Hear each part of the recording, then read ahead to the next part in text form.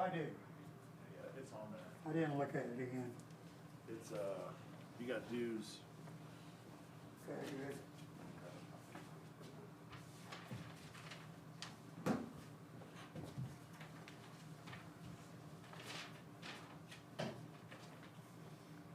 It's all good. You turn your lights on.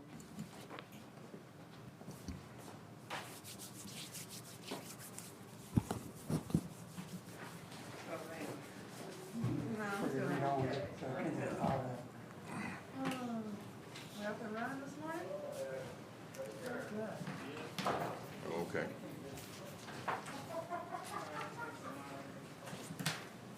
That's in that newspaper. Oh, but Hello. Lynn, you said this goes to Kendall or my file? You have an idea about it? He handed it to me. It says Kendall's file on there, but it's also a copy, so.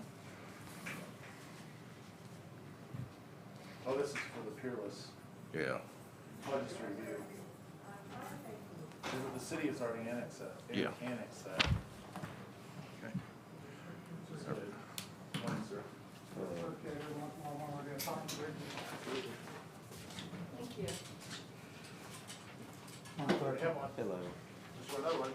Oh, and I have one. All right, nice job. Worked out real handy last week. So we got the meeting is now. Take those sides. Join in the flag salute. Oh. I pledge allegiance To the flag of the United States of America and to the republic for which it stands, one nation, under God, indivisible, with liberty and justice for all.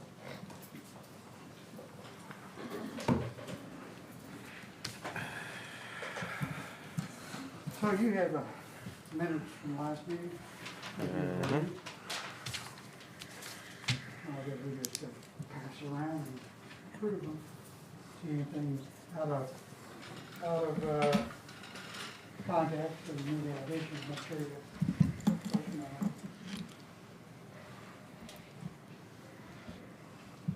How you doing, Eric? Doing great.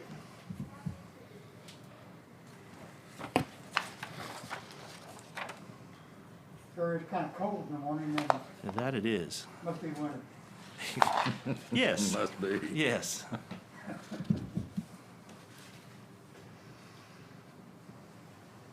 We my daughter lost her father-in-law yesterday from COVID. And it's a bad situation. Yes, it is. He wasn't on the ventilator very long.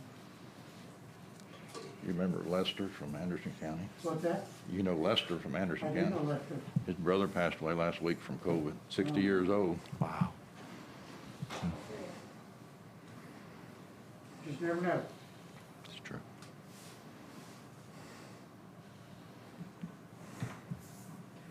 Okay, Eric, we're going to go ahead and, read through the minutes, get to the parade, Okay. and get you started. All right. Give you a little update of where we were last week and what went on and this and that. We did have a little winter storm there last Friday. Supposed to just be flurries, but the northeast part of the county got hit a little harder than the rest. So we went out Friday night and treated the roads from about Range Soldier, up to the county line over to the state line. You go along, you be flying, running the speed limit. Next thing you know, we're on solid ice or what have you, snow and ice. So anyhow, had a couple trucks come out, hit it real quick, got in, got out, and moved on there.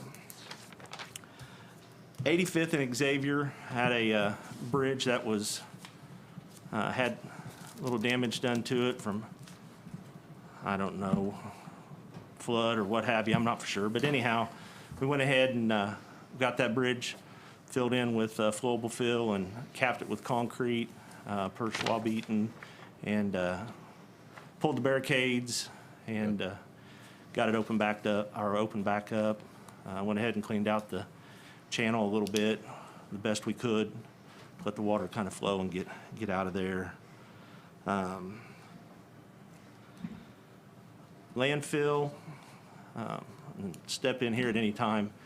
Commissioner Harris on this one. There's some telephone poles out there, and I would guess they're anywhere from 8 to 15, 12 foot long, somewhere in there. We have an abundance of them. Some of them are treated on the end, some of them are not. I mean, people could use them for, the treated ends might work as fence posts. Right. And the others might work as, I don't know, whatever you want to use around parking blocks or whatever, but Yeah. maybe look at a price of, Our goal when we started receiving those was, of course, we was getting them for free, and they make excellent, like you just said, a lot of numerous uses, a corner post, and our goal was to sell them for $15 a piece, and that's what I would recommend. okay. I think that's a great idea, and Okay. first come, first served basis, and, Yeah. and, So I'll put it on Facebook and I put it on the Bourbon County website that they're available, and maybe you Okay. won't even sell one. okay, They're pretty good posts, a lot of them. yeah. Yeah, they seem to be. They don't seem to be rotted or anything, so I'm sure there's some use for them out there.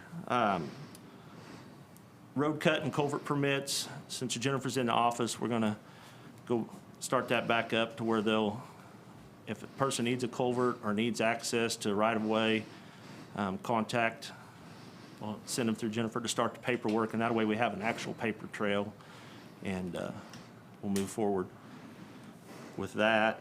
Just giving you a heads up on that. I did notice on the culverts that it said commissioners will need to sign off on new culverts, so we'll be expecting to see some of those in front of you. Asphalt program, I mean, the clock's ticking, and it won't be long before it'll be asphalt season, so at some point, we need to have some serious discussions on what roads and areas and different things like that we want to consider tackling this year. I don't know if you want to do a work session or whether you want to do it during a commission meeting, or I know Commissioner Harris and I are going to get together tomorrow and look over. We'll make sure it's all right with these guys Okay, first. yep, absolutely. If it's okay with you gentlemen, I'm gonna meet with Eric tomorrow and go over our past 10-year road program, how we audited it and what the numbers on the sheet means, but I want you to know I'm going to be out there, so. Yep. Yeah. So I guess we'll So meet I on would that. I would say that when you get through with your meeting with Jim. Right. And go through all the figures that we, like next week, let's sit down and figure out the day we want to do either a work session Okay. or get it on our agenda. Yeah. Because like you say, April sneaks up on you pretty quick. Yeah, it'll does. be here before we know it. And if possible, I would suggest a work session because it's more casual. We're not rushed or anything. We can have a lot of good discussions, so. For me, Okay. We'll, I agree. I'll bring it back up next Tuesday, and maybe we can, everybody look at their calendars between now and then and see what works. Are you also gearing up for your future bridge crew and ditching crew? Is that on your agenda? That will be on the agenda here. That kind of leads into my next one. I would like to go ahead and advertise internally for the supervisor's position. I know I've had 2 or 3 internal candidates talk to me that are interested in the position, and I think it would be, it's time to fill that position, and then, Something I might suggest you check with Justin. Our handbook says you'll put it in the newspaper also, okay, but check with him, okay. you know.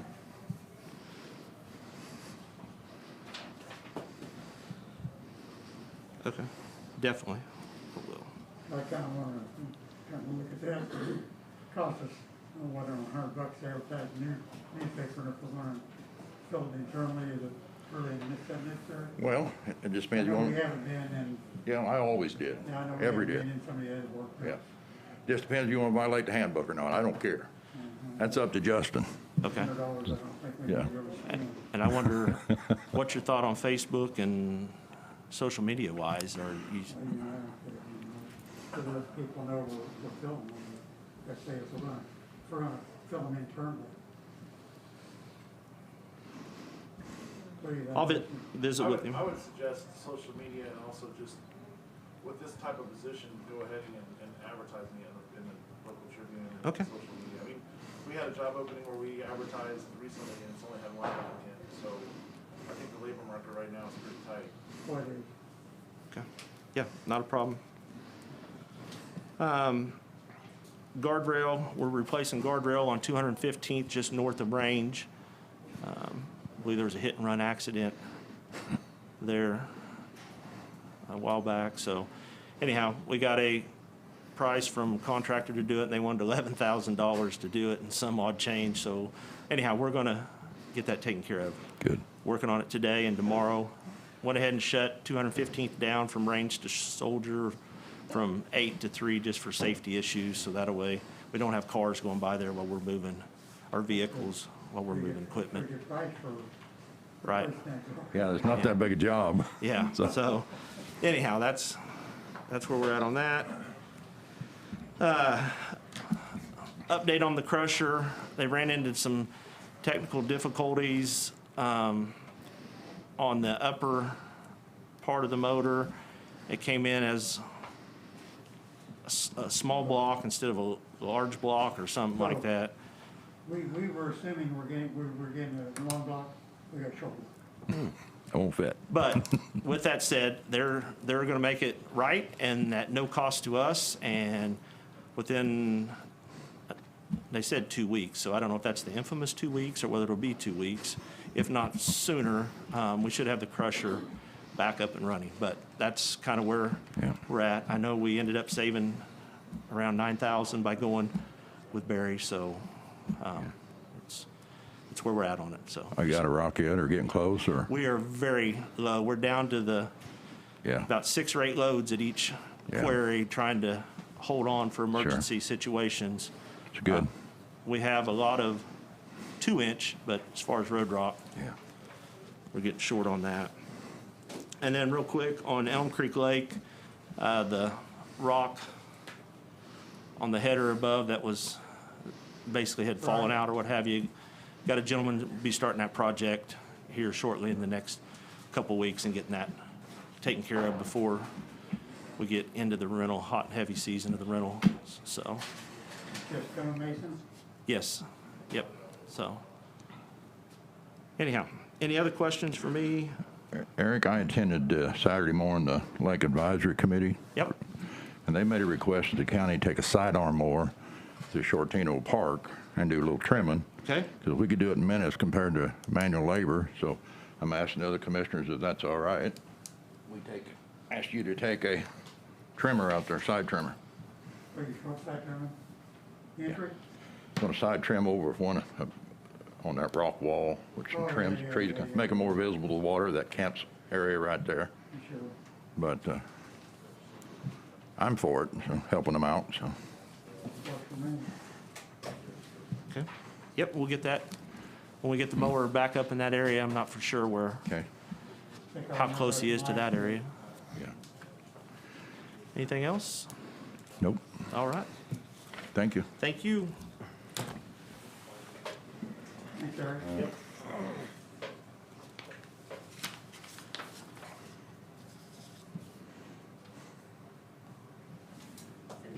Judy? Along the lines of that, those positions, we have a great free service through Kansas Works to help businesses connect with those who are looking for jobs, and they have a paid mentorship program too that could provide some money to the county for those positions too, if that's something you guys would want to consider. I think it would be good to have something like that as you guys look to fill those positions. The reason why I'm here to talk today is for the Community Development Block Grant.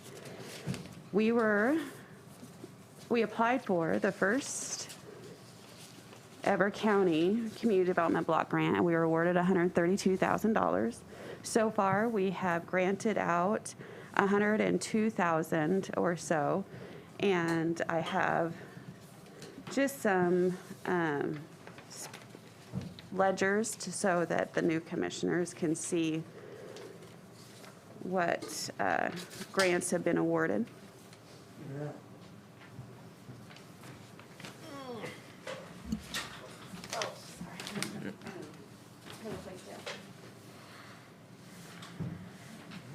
So the top one here is one that Lynn and I will sign to submit for a request for payment. You can see on the back here what the draws have. They've been $14,000 each to businesses outside the city limits of Fort Scott. There is a administration fee associated with that. We gather up all the receipts and get the grants and program in place and send that to the Southeast Kansas Regional Planning Commission, who then submits it to the state for us. So Susan Gailmore is no longer with Southeast Kansas Regional Planning Commission, and she was our contact.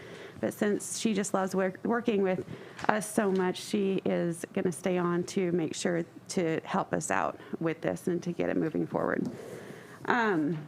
So anyway, we have about $30,000 left to give. That's about 2 grants.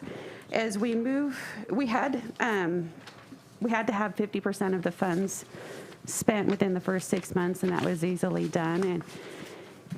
And we have a year to spend all of the funds. And so as we get closer to that deadline, I would ask the commission to consider maybe going back to the program parameters and increasing those grant awards to those who have already been awarded, so to make sure that we're not losing any dollars in our community, to see if that's possible to do that. So we'll have to keep up on that. So anyway, we just need a signature for that from Lynn, and then I will sign it.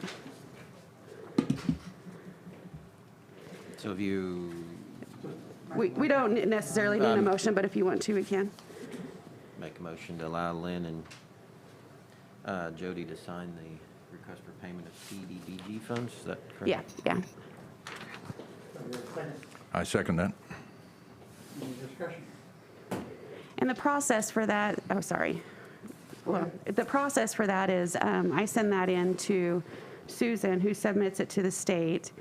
At the same time, I CC Patty Love and Kendall Mason, because it's a really tricky with the time frame. As soon as they confirm receipt and that they are going to transfer us funds, within 7 to 10 business days, they deposit that money into our account, and we have 3 days to issue the check.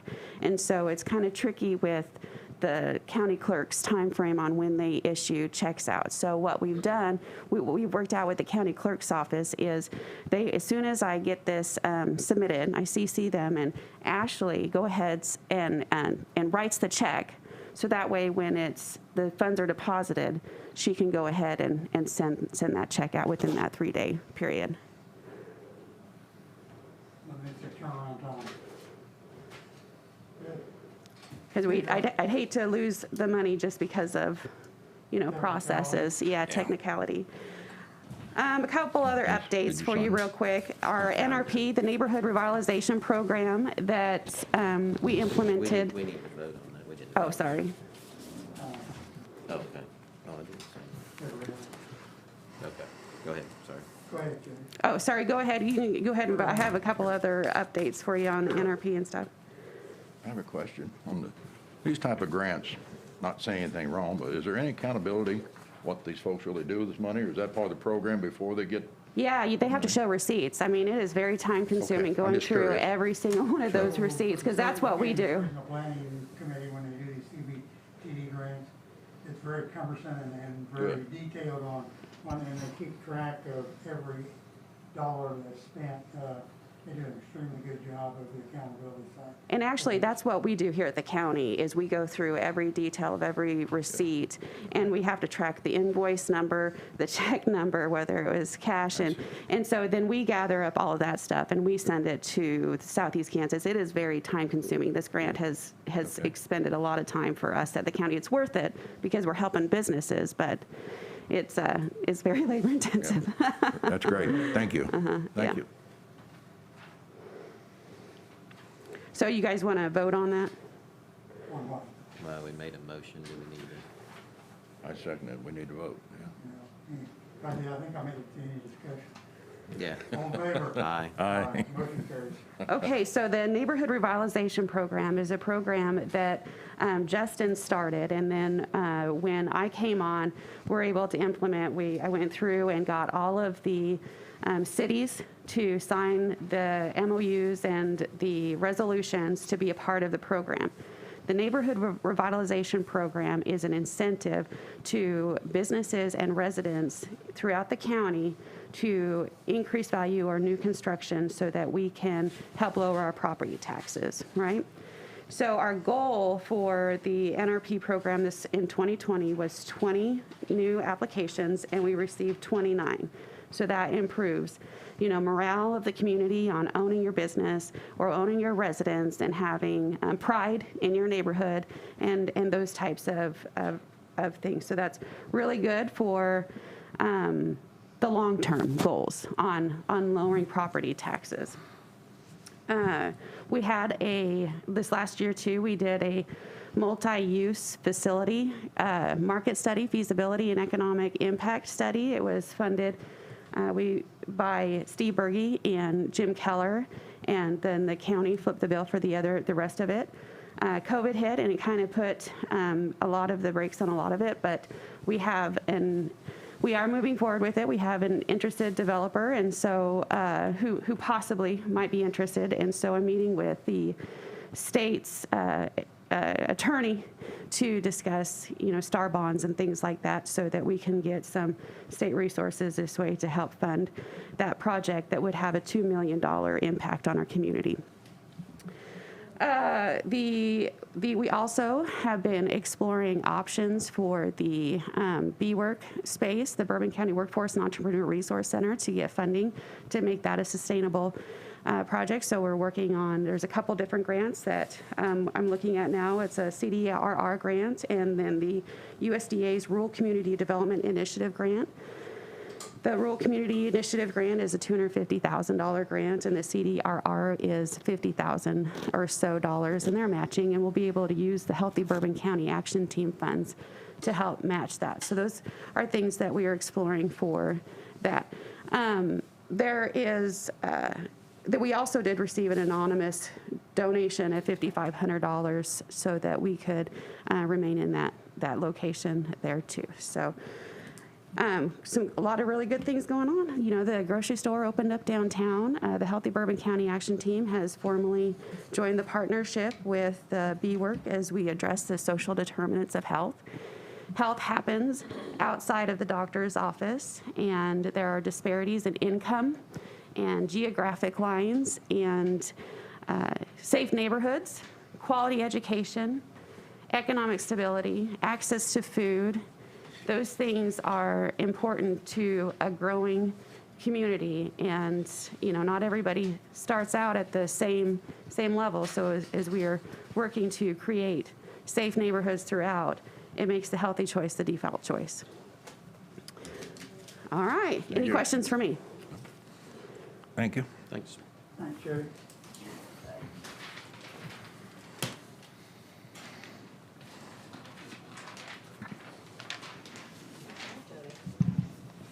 Okay, we got our annual dues, Chamber of Commerce for city. We are a member of the City Chamber of Commerce, and we will continue to be a member of the chamber. You got them? Second that. Any discussion? All in favor? Aye. Aye. And if you're interested, open up the envelope. Yeah.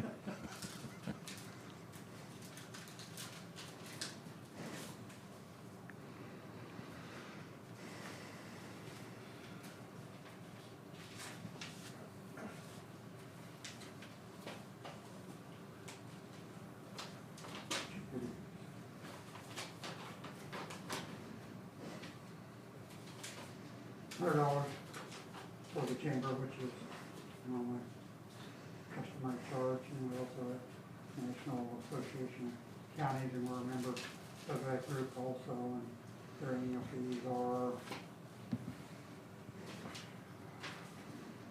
$450.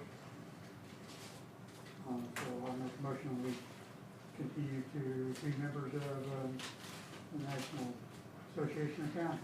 Is there a second? I second that. Any discussion? All in favor? Aye. And one more is the League of Municipalities that we are a member of.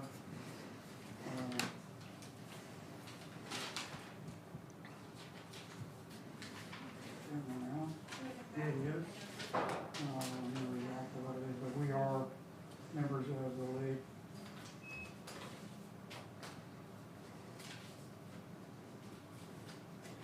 And I move that we continue to be members of the League of Municipalities. And their dues is $1,109 annually. And that's the Kansas Association of Counties? No, that's the national. Okay, national. Well, and it's out of Topeka, so Yeah. they help us out. Yeah. National. Second. We got one more, and I move Nope. that we continue being members of that group, the league. Second. Any discussion? All in favor? Aye. Aye. And the last one is our annual membership in Kansas Association of Counties. Okay. And we use them quite often. They're the most expensive one. They're $3,450.32, and it's an annual membership. So I move that we continue to be members of the Kansas Association of Counties. I second that. Any discussion? All in favor? Aye. Motion carries.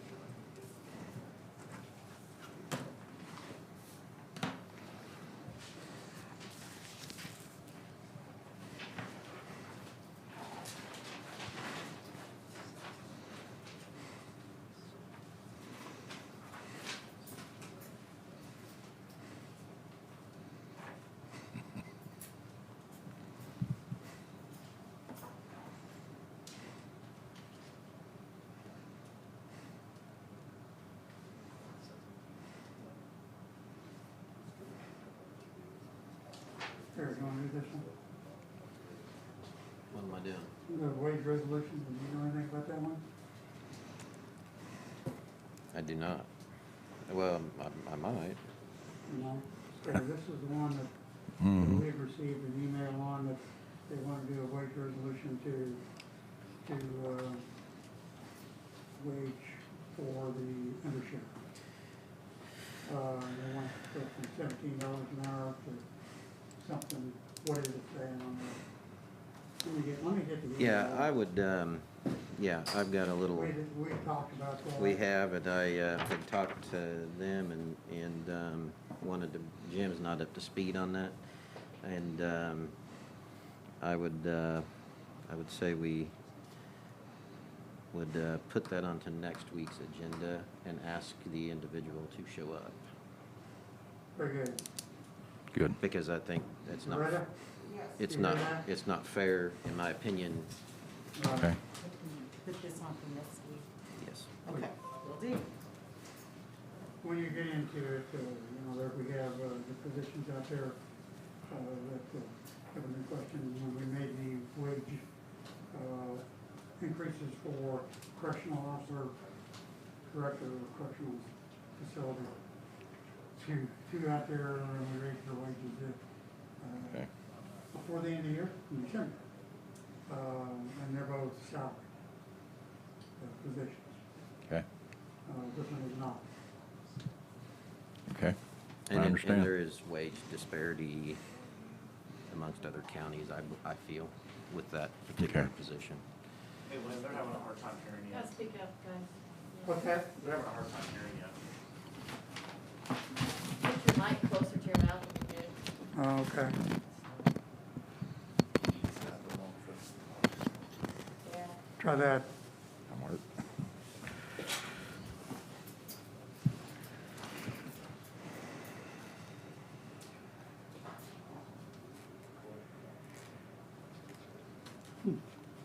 Okay, Go ahead. I did get a text, and that is actually not that one. What's that one? That wage resolution is not for that. What's that one for? We don't know. Have no idea.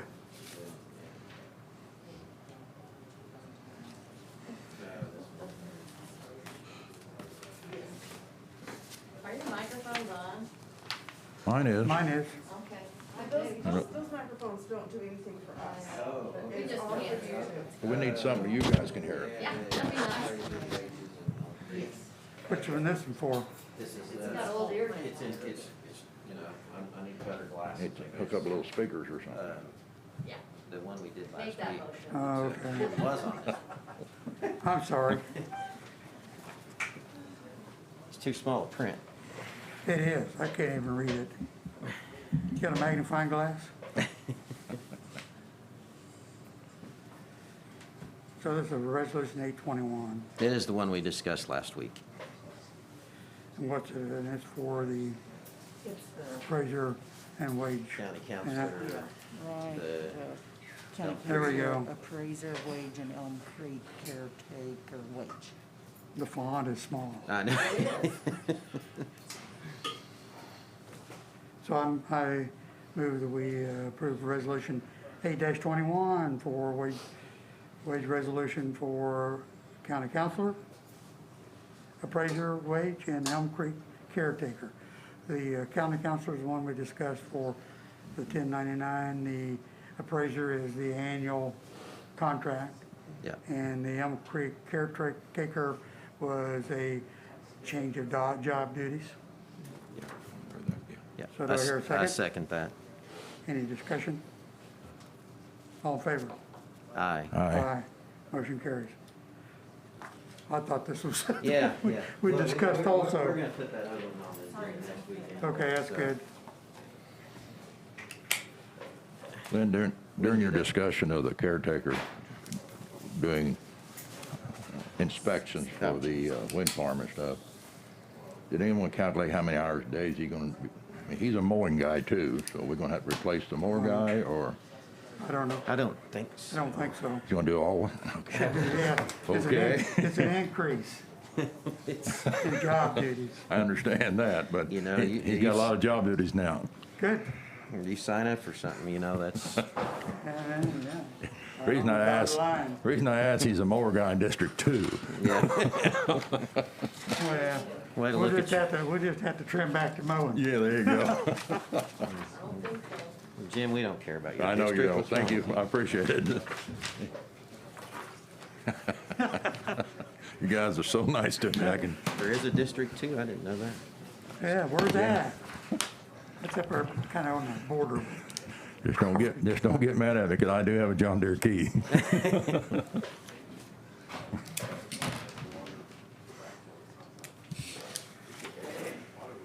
I really think it all works kind of hand in hand. Yes. But you are right, there's gonna be some added Yeah. hours, but Yep, it's gonna take a lot of time, chase those windmills around. no, But he's a pretty sharp individual. yeah.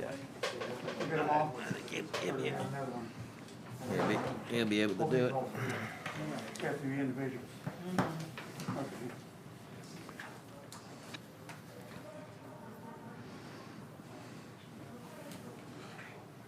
All right, see what we got here.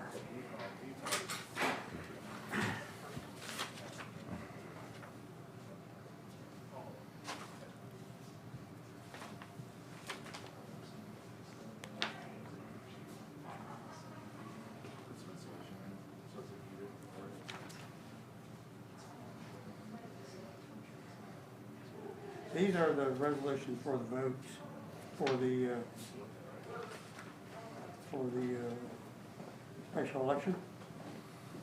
The certification, so I move that we approve the resolution 9-21 for certification of the special election, 2021. Second that. Any discussion? All in favor?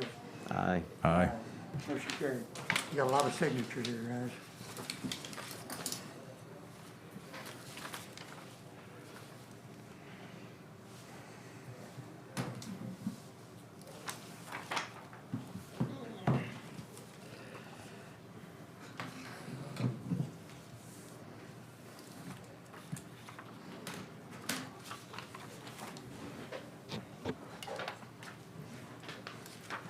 Make sure there wasn't one on the back of that one too. Nope. Yeah, there is on this one. There is on this one too. Is there Okay. anything on the back on that, Jim? Yeah, to sign the back too. Yep, we did.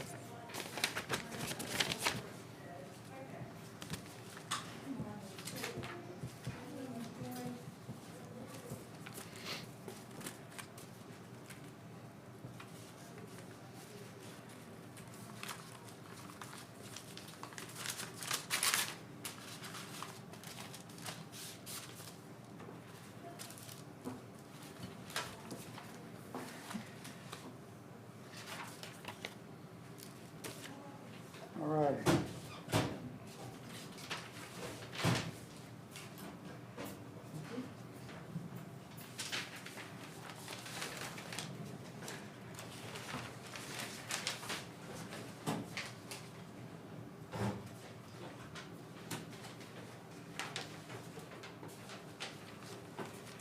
And what else?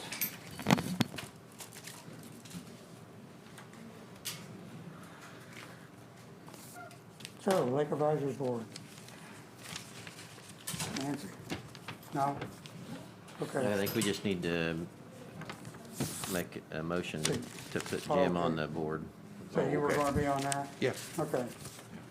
So I'd make a motion that we, I guess, provide a county commissioner to the Lake Advisory Board, and I would make the motion that Jim Harris be that person. Second that motion. Any discussion? All in favor? Aye. Aye. Motion carries.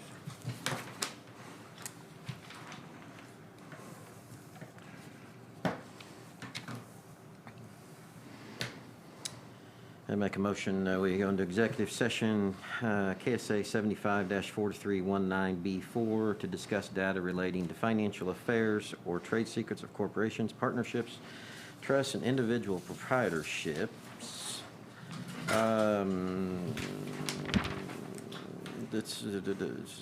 The subject to be discussed during executive session is healthcare in Bourbon County. Open session will resume today at 9:57. In this, we're going to leave to go to that room. We will come back to this room. You're gonna be there. Those persons to attend include myself, Mr. Harris, and Chairman O'Hara. I second that. You're supposed to ask me for a second. Any discussion? All in favor? Aye. Motion carries. Aye. That was unanimous.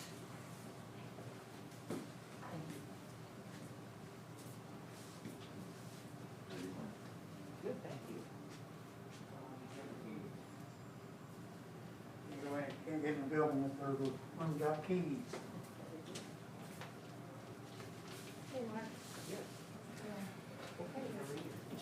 Just remember they don't turn off the sound when they leave.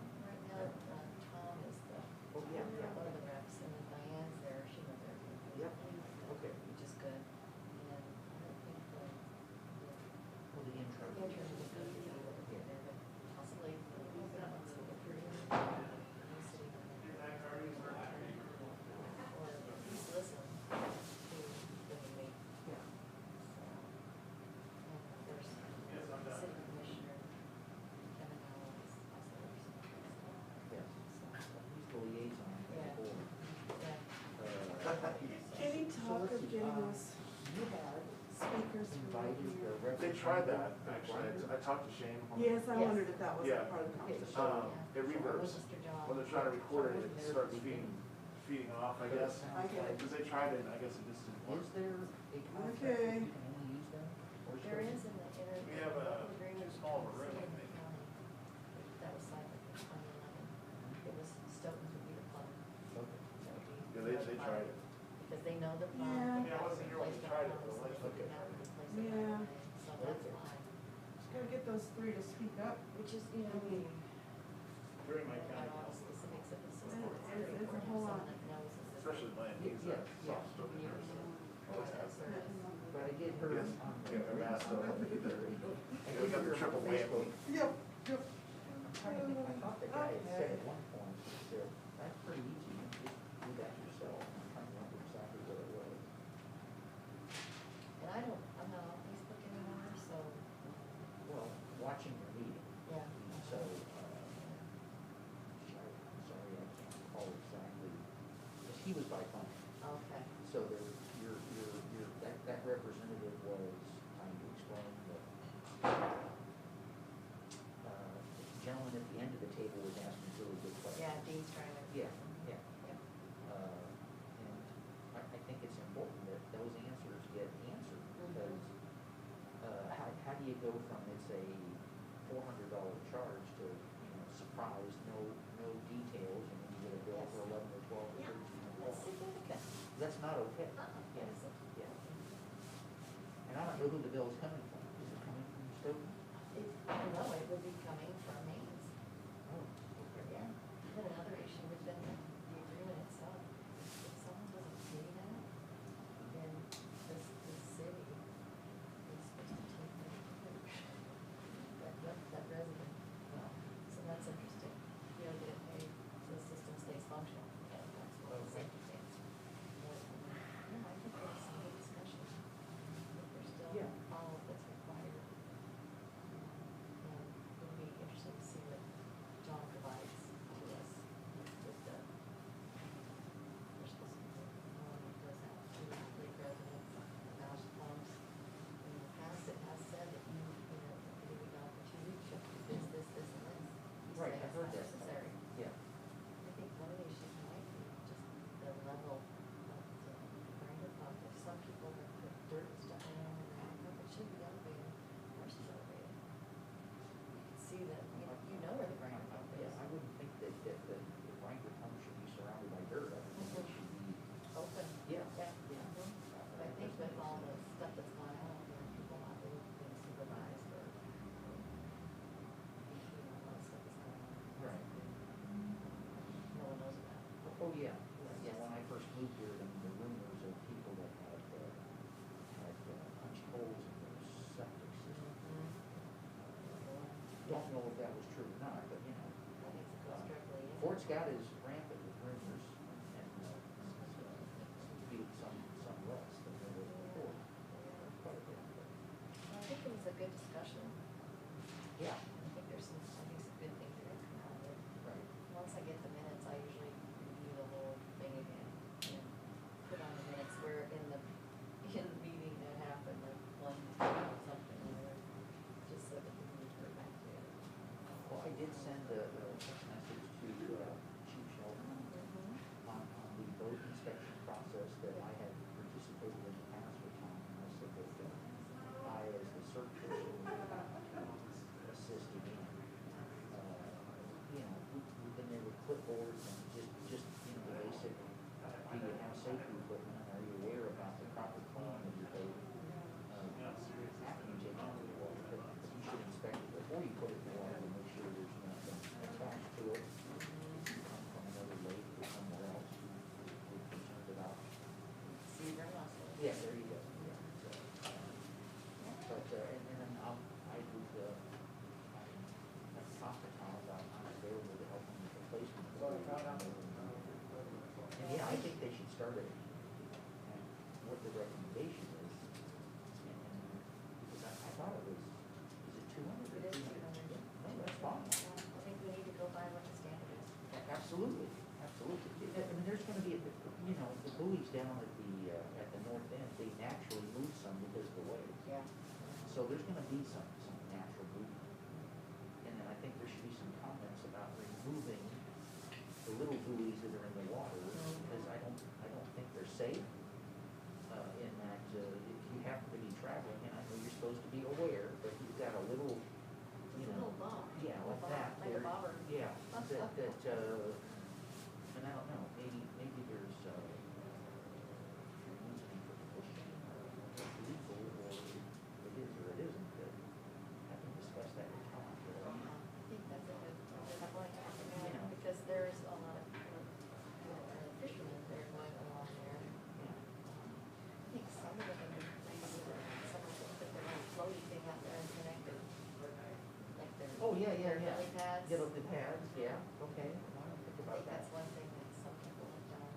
But still, if it's if it's only 50 feet out, I don't know. it's not, No, that's I not. mean, if it's connected safe. to, I have a lily pad, I don't have a dock, but I've got a boat and a lily pad, and, we just hook it to the back of the boat so it doesn't drift away. Yeah. But you're right, I see others, and that's fun, you want people to come out and to be able to use their dock. I mean, the other thing is, I don't think everybody's aware that, you know, you're not allowed to swim out more than X speed. Yes. And I know there was some discussion on, I don't know how you get that message out. I think just like getting the message out. Yeah. And a lot of times it's people that have people visiting them, Yes, yeah. you know? and Oh, then- yeah. And then after certain times, we're swimming after 9. You know, there's sometimes Well, you can people swim out up to there. 9 p.m. People out there swimming. Yeah, I mean, being a power boater now, when you're out there, that's really dangerous. So I think a lot of it's just educating and,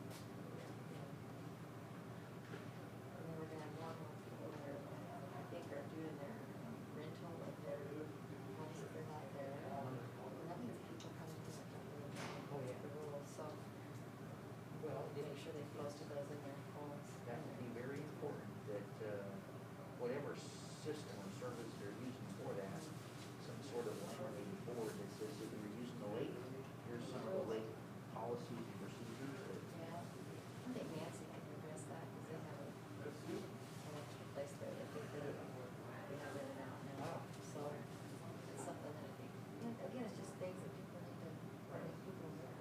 Well, when my daughter got married, we looked at renting a house out there for the 4 or 5 days for family that was, and, it was a house that was for sale, and it used to be for sale on the west side, red house. I think Airbnb and that kind of things are important for people to be able to offset their costs and expenses. Property tax is very high. Yeah, but thank goodness the properties in the Yeah, county. I think, Yeah. he said it wasn't really a concussion of the neck. That's what I read today. It's like, he never saw his head. Right, hit. it just, the way his Thanks neck for paying hit. And like just, yeah, They said he actually almost got choked out. yeah, it was, you know, Very. I try to listen to kind of a some questionable hit. I'm sorry. Yeah, they're gonna find that guy, I guess. Sure. We're talking about it, the guy that hit him. Well, in their defense, we got away with one too. Because I am a That's member of Sorensen the water hit. tower. Yeah, that. Helmet to helmet. Yeah, hit it. Yeah, you know, that rule in football, fumbling out of the end zone, it's been around since Just football assist started. him and get to know people. I mean, it's a 100-year-old rule. Yeah, we just got lucky, that ball popped out. You know, the floating. Yeah, because we would've lost the game. It'd have been I have. 23-22. Called Tom a number of times about, calling trees. Which is a navigational hazard. Can't. Well, I figured he would. Gives me something to do besides clean. All I've been doing lately is clean. So Sunday now I have something to do. You know, Well, I mean, certain AFC guys, championship I game, feel you like figure I'm part, he can play, you know, I mean, sharing and. even the protocol says he probably should. I appreciate it Right. very much.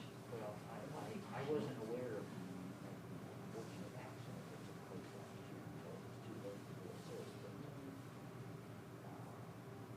No, I've been, it's unfortunate for everybody. I've been toting things for literally a year now. Mr. Totes, my son calls me Mr. Totes. Because that's all I do is move, I've been moving stuff for literally a year. He's a two-hour guy. And I took, Avery's got I know that, 2 older brothers, And they both, Joe moved in with me over the Christmas break, because he's at Washburn, and didn't have a place for him to stay, so he's hanging with me. And so I had to move my son's room out. But to also say, it's a good thing, piece of candy, don't forget, it's $25 for your birthday, just. That's right, yeah, there we go. I've And sealed he it. doesn't sell them, I mean, that's really important. I don't know if. So you're moving? No, Or just? but I moved all of Avery's room, I moved Avery's room out, to put Joe Should be in. on the Okay, city. so internal. Maybe Yeah. that it You know, says he's a that, 6-year-old. is the golf course, unless it's. I bet golf he's at that stage of life where he wants Legos, and so it's like, It's open. pieces of this, pieces Seven, of that. Yes, you know, so everywhere, being able all to the sell time, it, I'm still finding them. Those permits out there is a great. Anything worse than stepping on I don't. Oh, yeah. Especially Like barefoot? To me, Yeah. it should be a lesser price if you have a. I don't sleep at all, so. Wake It's up and based on step on horsepower. Legos, the worst thing So, ever. so when you get your, There's a lot of horsepower. you have to provide that What horsepower. time did they say they were When you're coming getting your. I don't know, I wasn't in here when they moved it today, but Okay, I missed that part, obviously. It's where it says on the motor. Only pay attention once a year when I'm out there helping. Other than knowing the basics of safety and fire measures and like that. Yeah. Have signal devices. That's what the gal, so why, that's the worst thing ever. why isn't the whole office? She might have gotten exposed to that. I know all about this, because I got quarantined 2 weeks ago. Supposedly, it's got like 12 people. Yeah. Kevin, And no, it they, shouldn't be Oh. 6 or Awesome. 7. Because there's a limit, that's I think, supposed to I know limit that's a church contact. how many That's what she people said. or how much weight, right? Yes, yes, Or like, I yes, still don't know yes. her name. Interesting enough. That's what she the said boat when till we came in. we Joyce- sold Joyce said over a that. year ago, it was There up was a on lady, the rocks. the other clerks. There was no plate on that boat. Well, they've got it down to a 4 I day was zone really now. surprised. Oh. Just because a plate will Allegedly. also tell you. So my exposure happened on the So front that end means of this you got person ripped coming off? back Was it positive. still on Because boat? they came back positive Because it 4 days later after my contact. Some people. And so I had to go into quarantine because of that 4 day window. So if it had been 5 days, you'd I've been, been fucked. you'd been cool. I think I would have been cool. You think That you'd was be a very cool? fortunate The situation. way I was interpreting it. Yeah. Because you're either, I was contagious 2 days before or 2 days after. Two detectives showed up. I got there right as Crazy, it's changed so much. Because I wasn't. Well, and it seems like we're very slow in just worried keeping that up with, someone or had wanting to drowned. keep up with the changes when it gets Concern there. was, The fear level is still so high, that okay, there's a change, and we're shortening this and shortening that. Nice power It boat. seems like just And nobody was- for one thing, they changed it, Wait for it. you know? It's like, Now, I've got people now that can only have the first shot, Wait, not the and second. if I push the Because boat, I hang out was with about, people. So on they've the all got west side their of first the shot lake, waiting on the second. I'm like, I'm jealous how some of those. quarter of the way because, down you know, to the they- first boat. So it would All carry these it all the purposes way can go to be the have a main, normal and then it was heating up against the existence, rocks. you know? And then I don't know all the destroyed the fire ins and alarm, outs, but destroyed the motor. It was a. I think it's so when they can wear their masks. Well, Go it was to a really restaurant fortunate now and not have that, the same fear of me going to a detective restaurant wearing a mask because I have we had life jackets I don't think I'd have it. stuff. I have this reason I go get my test and say that. That was a, that's a miracle. yes, yeah, that was really positive. So I guess you don't really know. that was a negative that really turned No, out. now there's people that I know that are having And after that effects was too, which really, is really scary. happy that Their hair's falling out. the two Respiratory detectives issues. came out right away. Yeah. For the city. You know, something Yeah. that I read this weekend, I don't know if it's true, is COVID. Because again, the water is acidic. I've seen it, I It's saw like, that. it's like canker sores or something, it's, you know, your tongue skin. Right. That's the newest. They say, you know, for an absolute fact, if your They're tongue more is experienced in searching rescue, they actually have a water rescue. And lost Just taste didn't and get- smell. And it and kind of, most. so that That's a kind of lends itself a communication. little bit to the thing that they were talking about, using mouthwash, Right. morning and night to help It kills I me. wasn't there keep for the viral load at least Yeah, low 'cause enough I that our heard bodies Tom. can fight. Right. It maybe, Coming I back don't, to get, I can't be honest growth. with you, I can't, but that hasn't been around mouthwash, because I've read that article now 4 or 5 times where they say mouthwash could actually be a. yeah. So he was patrolling with salt. Well, maybe there's enough people using it that the They supply heard kind the of station. Right. stays steady. It was not Of course, a call. toilet paper, I don't know, everybody uses it for sure. They still haven't got, I still have not figured out toilet paper. I haven't either. Paper towels, they still haven't, it hasn't, No effect on the virus. not getting No. correspondence. Well, when you couple that with It's great that lockdown, they reacted, they just went out and I can't go get it, and I need it, I don't. I mean, interesting enough, one or two. I had some people about like cases, I'm like, Oh, and I won't be able to return So them. he put a rope around me, and he was up on the hill holding on to me, because I was at the water level, I was trying to use the boat, but hitting the rock. Oh, my goodness. Like I said on the hallway, this has been a crazy, Wow. it's fun, You know, because you're not in the I wish, water. I guess, Our first Peter lockdown was was Water, in you're not in the March. cold water. I wish we would feel like we knew more that would, that, And if you don't train. So I more on the positive side of this, Yeah. on how to, and they're just now, I saw a report just the other day, yesterday, just now deciding that, no, it was yesterday, this week, to So hopefully did you get award it? CMAD in their stem cell research. So hopefully they can get some grant money to finally Really decide, good. Get how what he to needs. fight it. Okay, so you test positive, early prevention, not prevention, early, not detection, but how to fight it earlier. So we don't get so sick, so we don't end up in a hospital. I'm like, Did do that. nobody cared about that, about that, And I watched some, testimony on Capitol Hill, and I don't know why Homeland Security gets this job. You know, some testimony of things, very upsetting. Yes. I'm kind of just angry that we're not focusing You don't go as from much no attention rules on to that 100%. as we are everything. Well, it is tragic, we're gonna pass the 400,000 pictures. So I think you've done that. The discussion's been I know lots of people that have passed. positive to get to that point. But it's just rain now. And things may change, after we see how it goes this year, we don't know. Good to hear about the water levels up. Yes, yeah, it's amazing how much that, Is it a new strain gets mutated? if you walk the road, it gets really, the water is 20%. Oh, yeah, it's a 5-day effect. Thank you. Okay, I would move that we are back in session and no action. So I hear a second. I second. All in favor? Aye. Aye. Need to, say the time. Oh, and the time is 9:57.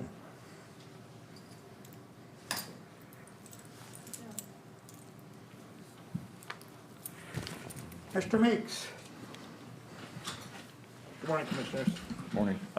Just two brief updates. One, we received some more correspondence from Phoenix Coal and Sales. I did talk to Eric. I know you guys signed some information later part of December, but I do believe that the second part of the bond will be released here shortly. Everything that they've done out there has returned it back. I actually did drive it probably right after the new year, and it looks like, I mean, I'm not a road expert, but it looks like it's been returned to the best of their ability. That's the So- north half. Yes. Yeah. Yeah, the north, yeah, well, I'm coming off. We probably ought to discuss sometime we want to open that road up or not. So I know we've talked about a lot in the past, but anyway. And that's the one with the rock crossing? It is, but there's like 6 of them down there, so it's nothing new, but anyway, that's another subject. And actually, it's, serendipity, I guess, but one of the other things I needed to discuss briefly was that we are having some issues still that we need to probably address or set up a team to start talking about some of the legalese ins and outs of issues that we've had with the roads. It's a 100-year-old problem that at some point we need to get together and try to fix that 100-year-old problem, with roads that are vacated, non-vacated, open, closed, people's lanes, not their lanes, just things like that. I know we've talked about it for a long time, but it's one of those things it's time to, especially this year with everything happening, we need to get back on that. I mean, it was kind of a pre-COVID issue, but we And I need to. know Laura Holber's been working through all the documents for the open and closed roads, so I know she was into the 80s here about a month ago. Maybe she's further down the road. Well, I'd almost, for this type of conversation, we have some low water bridges and some things that have some foreseeability with some safety issues. And so maybe getting a group of citizens from each township or each area of the county and having that work session to go out and say, what decisions do we need to make about what roads and what bridges, and then backtrack the ones that we do have questions, especially up in Commissioner O'Hare's district where you have the road that ends up in a field that's still open, having those decisions to either vacate that road or not vacate it, because I still believe there's quite a few miles of roads that probably need to have some legal work done on them and have those decisions made if you want to reopen them or not. So just an idea, something to put in your guys' thought process for a couple weeks or months from now. But there's work to be done. Well, I know, just in my area, I know there's at least 4 roads that are very low maintenance roads. Every once in a while, maybe every 5 years, we'll go in and bring in big loads of shot rock and put them in roads. But Commissioner Harris can, change this statement if he wants, but I don't think we've ever designated any roads in our county that are considered low maintenance. It's just a decision that's been made. We have a map around here Right. that actually designates that for us. We could use that map as a guideline to start the discussion. I think that people in our county need to be involved in that discussion, because I Sure. think there's a lot of things to talk about, especially since the bridge report's coming soon. The third topic, and my final topic for this morning, is just giving a quick update on property tax issues. All the demand letters have been sent. We have had some response to those letters. There is collections that have occurred. We are going 16 and back, so hopefully within the next couple months we'll be getting those cases filed and moving forward with the tax sale. There's quite a bit of discussion at the city level with the land bank. I think at some point we're going to need probably sooner than later, get a designee from this commission to be a part of that. I know Commissioner Fisher was actively involved in that association and probably need someone from this commission to be on that group. Is the land bank back on the discussion again? My understanding it is. I know that Shane Walker has been involved helping them get some maps together, and I know the city's been actively looking at the list. That list was given to them probably a month ago. There was the descriptions of property within the city limits of Fort Scott that had specials on them, and then properties that were most likely going to be on the tax sale. I know there's been a lot of interest in this upcoming tax sale because of the land bank and some things we haven't had a legitimate tax sale really in 2 years. So this will be a legitimate, sale where everything must go kind of thing, where you're going to sell everything. We were waiting to have a legitimate tax sale until we had some of the issues ironed out on the land bank. Right. I'm still an advocate of the land bank, but at this point we have to move forward with the sale. Correct. And following that, I'm hoping to meet with a legislator at some point to talk about some of the issues that we've had in the past with the tax sale, and maybe get some legislative help with some of our smaller denominations that are sent in yearly from properties within the county that are $3 or $4 a year. And we're hoping to get some type of minimum, and then also talk to the legislator about properties that are, $80. They're 7-8 years behind, but it's only $70 or $80 that are totally owed, and the cost benefit analysis gets messed up pretty quick. So, especially if those properties turn over every 3 years and we start the process over again. So 16 and back this year, 17 back next year, and we're just going to keep rolling with that. But there are some properties parcels within our county that are not cost benefit analyzing at all. I mean, we'll be miserably behind for And those are the ones decades. that takes us 40 years 40 to recover our Yeah. expenses. to break even. Yeah. So there has to be some way maybe to fix that legislatively, or at least let the legislators know that there's that problem. So I'm hoping to have a conversation soon, and I'll make you aware of that conversation, because I'll hopefully want to have one commissioner come in and meet also with that. And then I had a phone call on Friday about some property tax evaluation issues that I'll most likely have I'll probably have the chairman talk to Clint about that and get some information that came up on Friday from a patron Yeah, that we called need me. to- So just a matter of evaluation, how it went up or down, or why something's evaluated the way it is. So hopefully we'll get that Let us know information to when we need Patron. start getting involved in the land bank. We're going to know a lot, I think, within the next couple months. I mean, I'm grateful for the hiring of Susan. I think that relationship that the county is going to have with her, we could actually have some really big discussions about the tax sale and making it equitable and fair and just, and try to, save the taxpayers as much money as we can and collect as much as we can too. But there's a lot of properties that have specials on them. There's been tear downs or mowing costs, things of that nature that are pretty substantial. I mean, it's not chump change.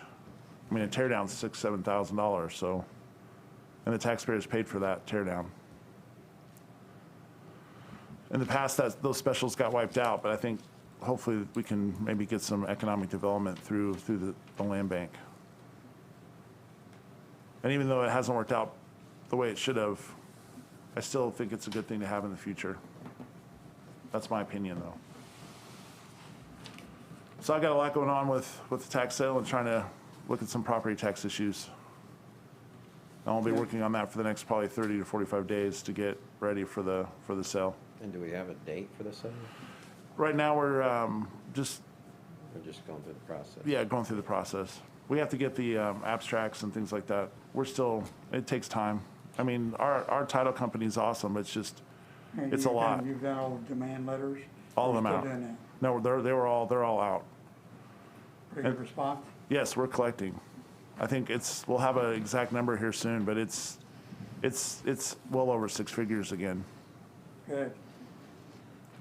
Justin, what would be your recommendation moving forward with these roads? I know Laura's working on deeds, et cetera, but what's your recommendation for this commission to go forward and starting to make some decisions? Well, Commissioner Harris, you probably remember my comment 3 or 4 years ago when you and I had a interesting banter about foreseeability. It's really important because obviously we don't want anybody to be injured. People drive our roads at 2 in the morning, and if there is something that's foreseeable and an accident happens, we have liability. So for me, it's a matter of mitigating those risks and, making decisions based off of pure litigation. I mean, unfortunately, that's the reality. So if you have a bridge that's more highly susceptible to some type of injury, happening to somebody, that bridge to me is more important than a low water bridge that, is bad, but it's not unsafe. So to me, if you get 30 bridges back, well, that one report that 1 year had quite a few that said, hey, look, you really need to look at these. These could be a safety issue. I mean, this bridge, everyone I think in our community knows it. It's up by Clifton's house. I mean, that one on Old 69 Highway isn't going to be around much longer. And you guys unfortunately have some pretty serious decisions to make. And that's part of that group, like having those people help you guys make that decision, because I wouldn't want to do that unilaterally. Even if this commission said, if we have to close it down, that's one reality. But if there's some way to maybe change the flow of that traffic, that's $1 million bridge all day long. It is. It's been on the list quite a while. So, Yes. Really, there's only 2 alternatives: close the road or build an off-site road crossing. So, or build a new bridge, I guess. Yeah, when there's a railroad track there, I mean, there's lots of problems. I mean, you have a raised road bed, the road bed's raised, so you take it back down to grade. I mean, there is that way to go back to the east or to the west, but then the people that live in that area, that's a really out of your way. And it's gravel. Yeah, but you could come off 215 and hit Victory and make a crossing right there. Right. With railroad approval, but that's still very expensive. Right.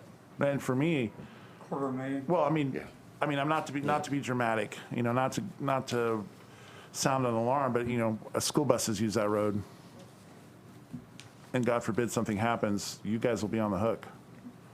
So I mean, I know the that legal part of me says if there is more highly probable than not that bridge fails, then we shouldn't have people going over it. Well, I know, talking to Eric, that the inspection classified as category 2, and at category 3 is when you have to do something. Right. But the problem is that, and this is no fault of this commission or the prior commission or the commission before that, this is another, once again, a 40 or 50-year-old problem that has to be fixed at some point, but the only way to fix it is to throw money at it, and we all know that money's tight right now. So, But you're suggesting to us today we should not go over that bridge? no, I'm not saying that at all. I was making a hypothetical situation that if something comes back and says, this bridge is unsafe, I mean, obviously none of us are engineers. This is what we talked about before. I mean, whatever the experts say we should So, follow. I looked at it underneath it with the swab eating guy, and he pointed some fairly disturbing things out. Again, like Justin says, not the last commission's fault, not the one before that, not the road and bridge fault. It's not just something can gets kicked down the road type deal. So it's been there since what, 1920 something? It's 86 years old. Bridges are designed for 50 years, basically. And it's concrete. And the traffic count is over 700 a day. Yeah, but there are some things in there, but I think I drive on it every day. Okay. Literally almost every day of the year I drive on it. Drove on it this morning. But I also think that Justin is right, that I think we need to wait on, Swab Eaton's doing their report. He said some things, and he said that, well, I'm assuming will be in the report, then we can make an informed decision. But I also agree with Justin. I mean, I think the public, I don't know if you have public meetings, if you have, I think you have to. I think I don't know what the right terminology is, but Right. I think. Public forums. I think you probably have to multiple public forums because it's not just that bridge. I mean, there's going to be other Right. low water bridges that There was a couple others that he mentioned that were similar that, and I can't remember where they were. That, I think when he gets his report back that basically the can's getting near the end of the road, if that makes sense. It's about to hit the wall, is what it sounded like to Well, me. we've experienced that in the last few years, that the can has stopped being kicked. Yeah. And we're gonna have to do something about it. Yeah, and There's a lot of stuff that's fell on the last commission to address, and this is just another one of them. and unfortunately, we're the three that are here at this point. I don't know if that's unfortunate, but I mean, well, like Commissioner Harris was just saying, it's not going to be an affordable process, No. and it's going to really affect 700 people's lives, daily lives. I mean, it's going to be because you can going east or west either way. You have a railroad track, and there's no road to the west, yeah. and so you go east and you have a big mound of dirt. I mean, it's a hill. I mean, for us, it's more than a hill. It's it's a lot of dirt that would have to be moved to put a crossing there. And to tear that bridge down or to redo that bridge is, 7 figures. Yeah, times 3 or so. Yeah. So, But I think there's options though too. I think allowing people to understand what those options are and being involved in the process, I Yep. think is really important this Yep. time around because Yep. it is a Yep. impactful thing.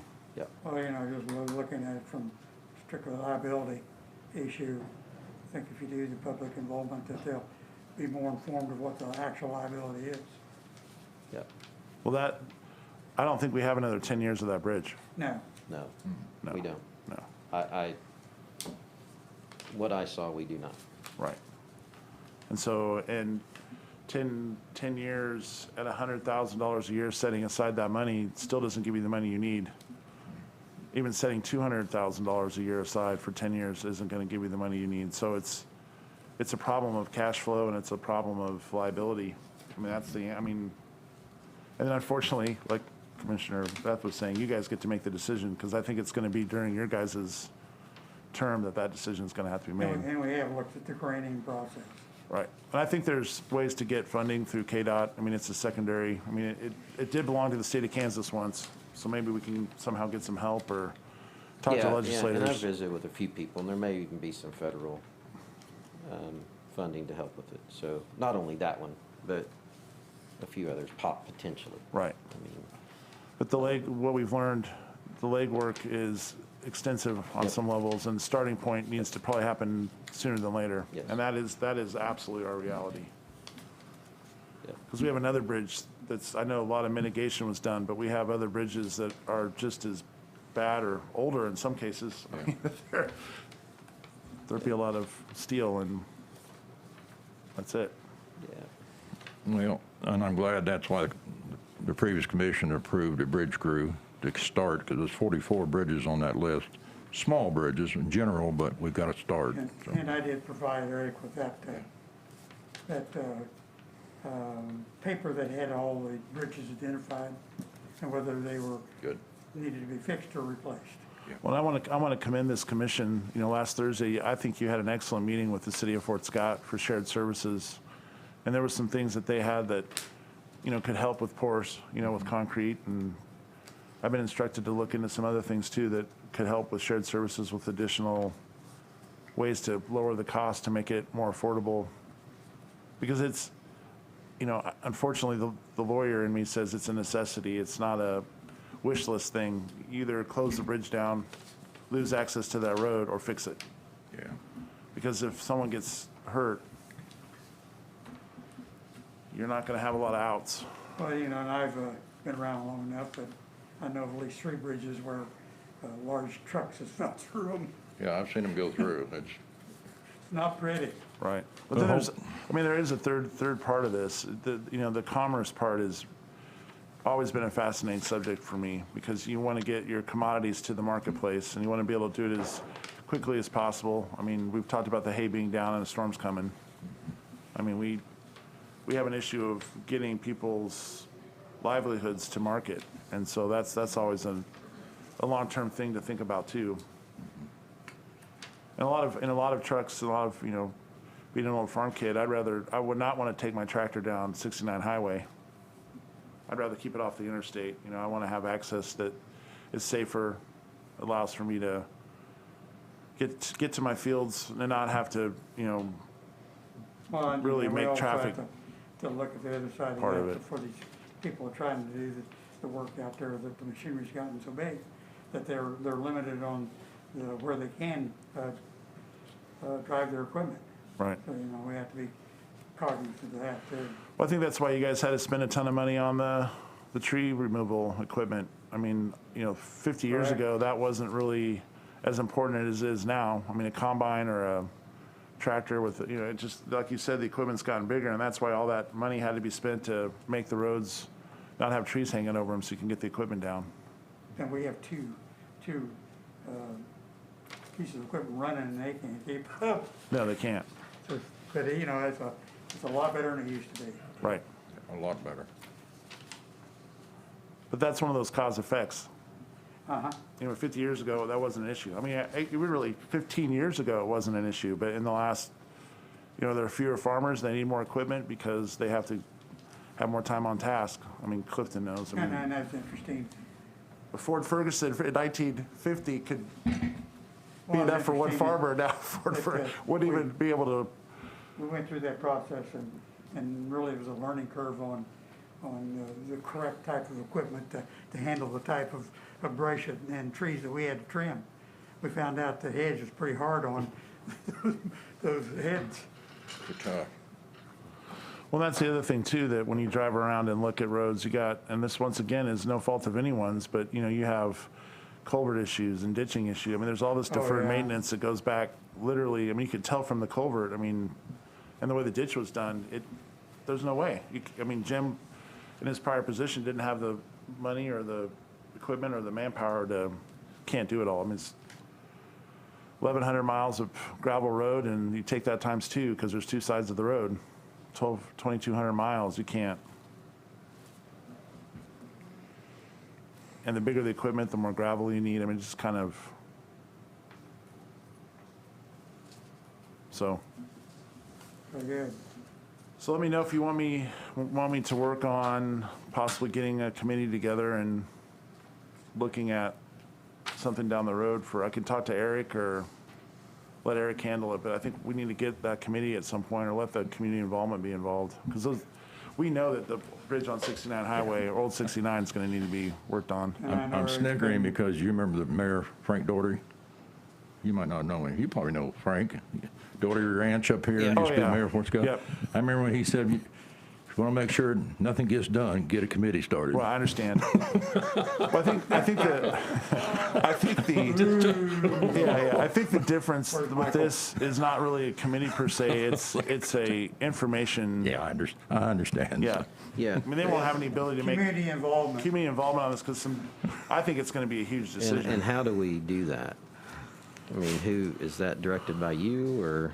I mean, it can be. I would say that, I think Eric, I guess what I envision is people from all over the county helping you guys make decisions on, if you have 44 bridges that need to be repaired and we only have enough money to fix 20 of them, there's 24 bridges that some decision has to be made about what are we going to do. Do we shut that road now? Do we shut it down later? I mean, to me, it's, A lot of these bridges though are small. They're small. Right now, we're budgeted probably for 5 this year. So it's going to be a slow process. Sure. If we get our own bridge crew, we can start catching up on something Yeah. that's been going on Right. for the last 20 years. well, for me, if you got 44 bridges, that's 8-9 years to get them all fixed. So do we wait for the report to come back, or do we go ahead and Yeah. try and, I would assume we wait for the report. Well, I think you probably need to wait till they take care of the worst 5. Yeah, yeah. Well, one of them is $1 million bridge. I mean, Right. one of the Yeah. 5 is, And they're already out doing some work on some of the issues, and some of them are not bridges, some of them are fixes like the guardrails. Well, I don't think there's any question the one on 69 is going to come back as an It issue. will come down, it will have to be fixed or something, So, no question there. How many years we've been talking about that one? well, I know, but for me, actually, somebody asked me the other day, and I can remember since I lived by it, coming to the commission when it Clifton was came. upstairs 10 years ago. Yeah, Long Clifton, before I was on. I was You were there. a brand new, I think it was like 2014, I think was when that fall of 14 is when Clifton came up and talked about it. Well, I know Coleman was talking about it. It was pre-you, Commissioner O'Hare. You weren't on the commission yet. So it's been at least 6 years. Is Eric putting a list of the top 5 that he needs to do He's this year working on together? it, He's yeah. working on that? You've already been instructed to do And I that? think he's kind of waiting a little bit on the, Because he has that report. 44 list. Right. yeah. But he should, I hope it goes by the condition and, well, traffic count. Oh, yeah. Traffic count has been an interesting conversation over the years. I mean, Well- that goes to your paving program too. I mean, that's where the commerce part comes in. If you have a road that has a really bad bridge and only 10 people a day use it, and you have a road that is not as bad but still has foreseeability that 100 people use, to me, there's cost-benefit analysis, but that's on you guys. Yeah, I mentioned condition and traffic count. Right. It needs to work together. Right. But you're going to Well, I have think that- traffic count. I think when it comes to if we have to close a bridge, we absolutely, in my opinion, and I think everybody's here, I would assume, we want the public involved in that. We want their opinion. That was my point. Yep. Yeah. Because, just as an example, that one will absolutely affect my life, good or bad, depending on how you look at it. Because I live 200 yards away from it, so well, maybe. a Well, little yeah, I farther mean, than that. if So it will absolutely change. you put a rail crossing there, you would be hearing a horn about every 45 minutes to an hour. So, I mean, Blair, it would totally change So your. there's some, but I absolutely, I want my neighbor's opinion. So, Because they wouldn't be able to do a silent crossing there. but anyway, I guess you could, but I've never seen one on a highway before. With people. they used to, north of there, have a place they didn't blow their horn. So that would profoundly change your, environment there if you actually had the, I mean, to me, that's part of that public opinion. I'm not saying a committee to make the decision. I'm saying, what should we do? How Yeah. is yeah, it going to affect your life?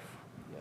I mean, people are saying it's going to affect my life so much that I'm willing to do whatever it takes to fix that bridge. You know, money has to come from somewhere so that that group can help say, you know, that this bridge is that important that we want But not taxes to go up, I was but gonna say, with that said, though, you're correct, but it's, I'm gonna pick on you for a second, sorry. But how can we say we're gonna spend $1 million, because it's not gonna affect Mrs. Dare's life at all? right. Sorry, I just, No, I mean- no, valid point, I went there. so, you know, Yeah, I don't, so anyway, the public needs to be involved. Right. Bottom line. I agree completely. And it's not a committee to make decisions, it's just to help them So where be you look at the informed. safety side of it too, you say you got school buses crossing that every day. So you're Which gonna they have, do. school buses gonna be running, if we do a that grade crossing, then you're gonna have school buses waiting on trains Slow them or down. they're gonna get, you know, another safety risk. Or they're gonna have to go 6 miles out of the way to the west and 4 miles out of the way to the east, which is quite a bit for a kiddo. I mean, that literally is gonna make you, that trip's gonna be another 10 to 11 minutes longer to go to school, And when I first, which doesn't sound like a lot, but it is when you're 7. first started Get on this that bus venture, at 6:30 in the one morning. of my highest priorities was school bus routes, still is. Yeah. Yeah. Well, I think another thing we've talked about before, and it's been going on for 7 years, is traffic count is data, and having data make decisions, population mass, kiddos, the whole thing. I mean, there's so much information that you can obtain to make those decisions, and I think it's really important that you do that. I mean, getting traffic counts now, it's not a just magically wave your wand and you get a traffic count. There's work involved in that too. And that's part of the whole system needs to be looked at to see where we can save money to put into more. I mean, to me, if you could get low maintenance, 200 miles of low maintenance roads in the county, that's a lot of money that you're going to save per year, that you could take that money and put it into bridges. And just thinking of some low maintenance roads, because I know there's truthfully not very many in my district, but I know of a few. Those only affect 1 or 2 people. But it affects them profoundly. It does. Right. It absolutely And they pay does. taxes too. And they do, Right. on that ground that's so, but I'm just thinking of a couple in our area that, those people are pretty reasonable, so. Right, And it's only fair that they would be involved in that conversation also. right, yeah. And I can think of one in your area that ends up being a dead-end road. I mean, there's just, Yeah, yeah, yeah. I mean, and so I know one that is a county road, but you get to a point where the dead end happens, and would it make sense for the person that owns that property to have that road vacated and returned to the landowner? I mean, those are the kind of decisions that, Yeah. Well, there's actually one up there with basically an old wooden bridge that, when it's from me to you, it's not a very big thing. right, But I wouldn't drive over it with a 4-wheeler, so, right. But the county still maintains that bridge, yes, right. yes. And those are the conversations that the prior 2 commissions have had to have, and I think, as you said, the Kents got to the end of the road, and we have really, and when I say we, I mean, legal counsel, I have to say to you guys, look, this is scary, there's foreseeability. Unfortunately, you're not gonna have the protection that you need under the law, and so you need to get it fixed, and if that fix is $1 million, that's a decision you guys have to make, to either fix it or close the bridge. And when I say close the bridge, I mean close it. There's no getting around the barricades, there's no, I mean, it's permanent structures. Posting and putting the guardrails across the road. Right, because we don't want anybody going over it. Thanks for all the good information. Well, that's, welcome to the party. But when that report comes out, I mean, So, that's, just like people like me that live in the middle of nowhere, that drive these gravel roads all the time, we know our roads. right, And we know Yeah. when you need to get over because the end of the culvert's washed out, right, or we know that there's a hole in the culvert. And I know when I first moved back here, right at the top of my hill, there was a stick sticking in the middle of the road with a Clorox bottle on top of the stick. well, you knew you didn't drive over that hole. You know, so those things are out there. Right. And like you say, with 2,200 miles of road to look at and take care of, those things are just a continual, perpetual Right. problem that we have to address daily. And with our budgets the way they are, we're doing the best we can with what we have. But here's the. And I know the liability side of it Yeah, too. because that's really important to talk about, because it's what I worry about is the not to pick on teenagers, because I did this. I mean, and sometimes if you go out and you country cruise, it's that teenager that doesn't know that culvert has a hole in it, and they're driving at 10 o'clock at night. It's dark, and bad things happen. That's just, that's where, if I was a road and bridge director, that's where I would lose sleep, because it's a scary scenario. And they do, we just Yeah, had one here a couple of years ago when we didn't know that the water got out on a place in Worcester, Big Gully, out on a road, and a car fell off in it. Right. That happens, and that's a liability. and Right. We understand that, but. Well, there's a difference. I know that I'm always calling Right. Jim, when Jim was a road and wheel, I was always calling him, telling him that there was an issue somewhere. But see, they actually touched on something that legally wise, there's a huge difference in my world. When the gully washes out and you don't know about it, there's a different foreseeability issue when you know about the risk. If it's in the middle of the night and you have a big flood and the water blows out a bridge, you don't have the foreseeability issue that you have with a bridge that could cause problems. When you got some protection from a natural disaster, you can't. Well, and the other problem is. That's the difference here in my world, is that you actually know that this thing is defective. That's The the other problem problem. we run into, though, Justin, on this stuff is the roads have gotten wider than the culverts. Right. Well, that's equipment reasons. Huh? You're doing that because of equipment, correct? I mean, you have to make the roads wider you can't get Oh, a, yeah, but it's one of those things, and I know the bridge crews and the sign crews and the grader operators, they all work in conjunction to try to fix those problems. And, and putting the signs back up on the culverts where they have those issues, that's a continual process too. And I think they do a good job at it most of the time. But it's also up to the grader operators and the commissioners or anybody that drives those roads to identify those problems. well, and something I've noticed over a couple of years of driving the roads too, I mean, it seems like there's 4 different environments in Bourbon County. I mean, like literally like environmental differences. You have, over by TNC, it's totally different than you go to northwestern Bourbon County, and the roads and the way that the environment is totally different. The way the water run off. I mean, it's just, so to me, I've always been fascinated with that, because you're almost dealing with 4 different types of liability zones, and you need wider roads where the farmers are, and you don't need as wide as roads where people are using the land to hunt on and have a different, recreational environment. And so I think, to me, that's always been interesting, because there seems to be areas where you have more recreational use and less farming, and then you go to different places and there's a lot more farming than there is and the amount of land that's being bought for recreation has skyrocketed since I've been county councilor. I mean, like 7 you years say, ago, it wasn't even really talked about. Now it seems over like, the years, the equipment has changed, because you can run down the road now and you'll meet a semi with a feeder bed on the back of it that's taking up half the road, So the equipment's changed over the years, and the equipment's got heavier and bigger.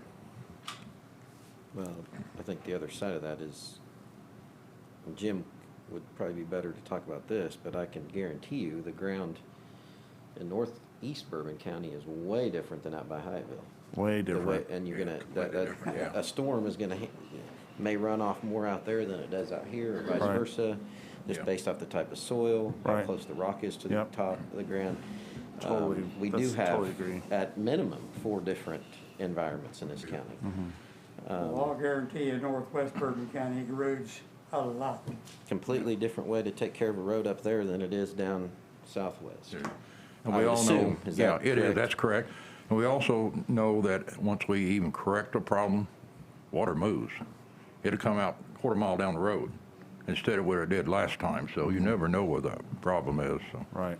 Well, up there in the north, or the southwest corner of, where all that flatland is, you never know where that water's gonna go once you fix a problem. And there's a lot of water up in that area. But anyway, Yeah, and to me, it seems like we've had more rain.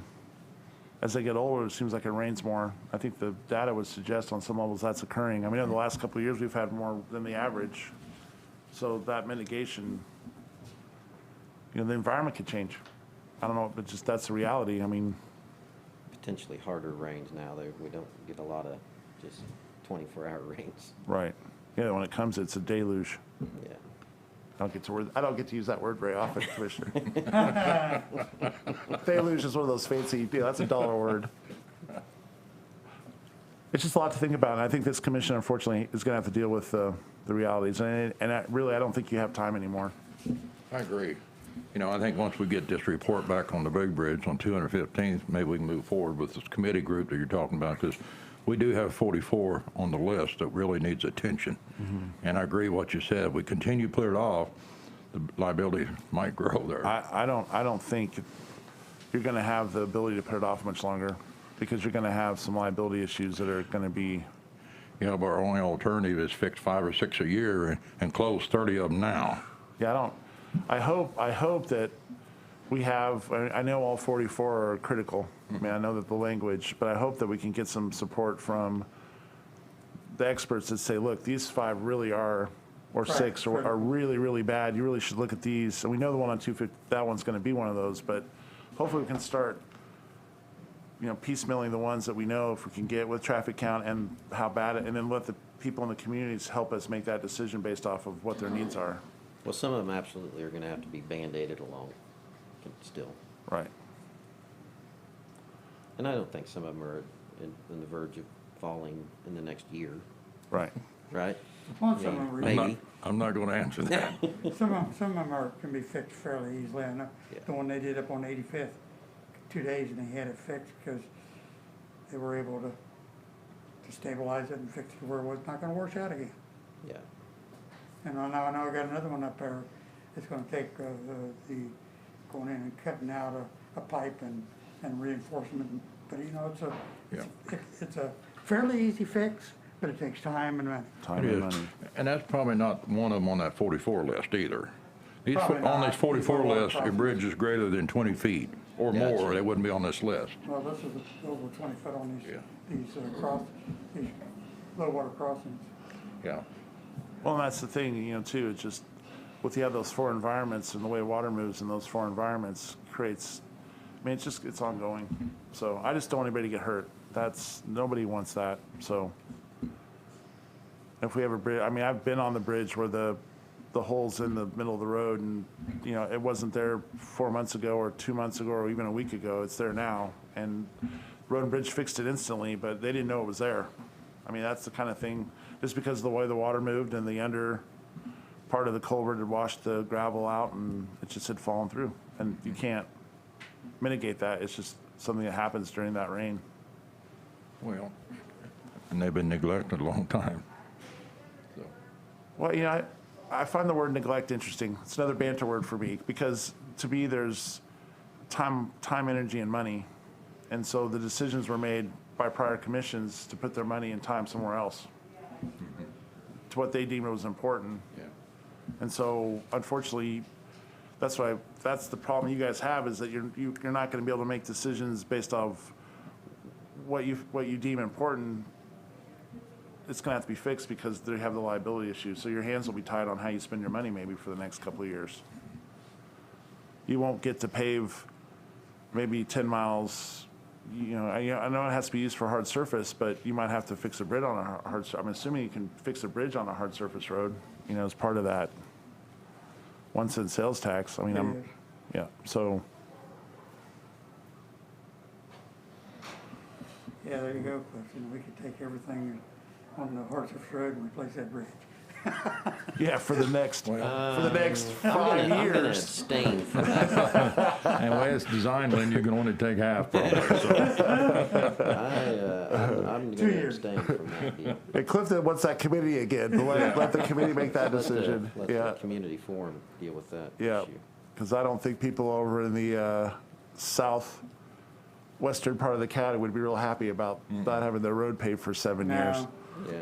And No, I think we struggling have as a it is. decent plan on that, I think so. on the roads, so I think we'll get there. Just might not do it as fast as we want. As long as the liability gets mitigated, I'm a happy camper on my end. I know, Jim, you and I have talked a lot about this. It's a scary conversation. I'm not saying that. I know it's a scary conversation because But you have to I take all think those we'll- balances. I think we'll get there, and at the end of the day, it's our job to get there, so. Yeah. Well, I'm glad I'm not a commissioner. The reason I shake my head, I had this conversation in 1997. I wasn't.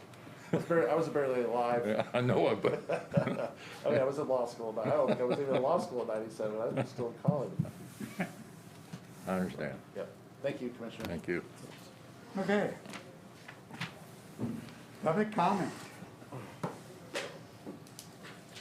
How are you doing this? What? What's the process you're going to do? Well, Do you want people to line up, or do you want to go like this, or? Well, is this where we ask them to you call and kind of sign up for? You have to put their, no, I think you can have public comments, you know, there probably should be some procedure where you allow people to sign up pre-meeting and have Kendall's office sign those people up and then allow them 3 minutes to, There you go. Okay, I thought we had two different things here. yeah, if you want to be on the agenda. If you want to be on the agenda, yes. If you just want to make public comments. But you're still gonna require somebody to sign up, like, everything that I would possibly bring up today had to do with conversations that happened today. Yeah, you have, Right now. you can do that And so, now. oh, what that's what I, okay, that's what I So are you understood. gonna want anybody to sign up, or? Well, can you just- the group today is pretty small. I think everyone in the room, there's 3 people, so if they want to have public comment, you could allow them 3 or 5 minutes, wherever you guys decide. But you need to probably limit their time, just to make it, uniformed. Time is it? But if they want to be on the actual agenda to talk about a 10:41. specific, then they need to be on it. Justin, should we set a time limit just to, It's up to you, yeah, I would, just because. Yeah. I mean, Mr. McCoy might want to talk, and he could go on for, 5 minutes?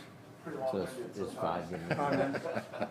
All I need is a clock that tells me Up, when to stop. up Say to 5. 5 minutes? Yeah, Okay. yeah. And first come, first serve. You wanna go first, Nancy? Go ahead, Andrew. You didn't raise your hand. Gotta raise your hand. I'm glad we can have fun with this. So just to tag on a little bit, talking about your roads and bridges, and I just, as you do the community grouping and everything and whatever, and you mentioned a little bit, so encouraged me some, talk about KDOT getting funds and federal funds, that we take full advantage of that. I know that Jeff Fisher and Will Wallace were in here, I don't know, maybe November, to do a whole presentation, and I understand that might be a little different subject, April and of 2019 and all the water and everything, and but I just everybody's already nervous about y'all raising taxes or something, we're constantly, I guess, nervous about that. So just keep in mind, maybe there's even someone among that community group, that 2 or 3 that would take on that role of grant searching and digging and working with Jody. How do you do that? Or some other grant person in town that, is aware of those types of things. That subject's a little lost on me. I want to back up just a little bit. The KAC, what are the dues for the KAC? Oh, they were $1,200 and some dollars. For the KAC? No, they were 3,100 and Oh, dang. Okay, well, that ain't the number I wrote down, but they do all of our That's bad. legislative and Oh, okay. a lot of our legal work on a statewide basis. okay, And also okay. the KAC is our legislative, keeps our legislative issues in front of all the counties. Okay. And we're forever calling them on HR issues. No, I'm not, I'm just, what I'm gonna ask for, I mean, that is, this does sound like a lot, especially when you add up all the dues. And I don't know if this is all the dues that we pay to different organizations, but I guess something that I wanna throw out there for you to consider is, once a year, I don't know, that, maybe this time of year, you, have something written that explains what each one of these organizations are, what they do, and what they've done for us as a county in the past, just so that because you throwing out, especially now find out that one's $3,000. It just might help. They're getting communication, guys, communication. And along those lines too, I know that the city was going to work better at reports, whether they be once a month, I don't know. I leave that up to you, from our different department heads, and even from things like the county health department and the library boards. Just, you know, and I know that at budget time, a lot of these people come in and do that then. And last week EMS was here and he gave a bit of a report. But just there again, just to inform the community what they've done, what they've been doing. Those are our community dollars going into those places. Okay, guys, that's it. Very good.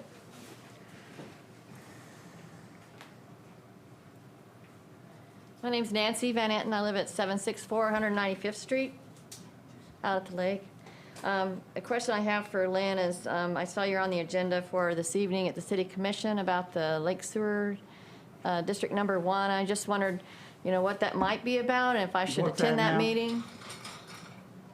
On which one, Nancy? It's on the Lake Sewer District Number 1. It's, I think, maybe on the bonding Commissioner, issue. you're on the agenda for the city tonight to talk to them about what you're doing with the bond. Yeah, well, Yeah, right. so I was just wondering if I should be at that meeting so we can make sure we're not losing track of what's We're having input from people that live out there. I can answer. Our interest rates are all-time low.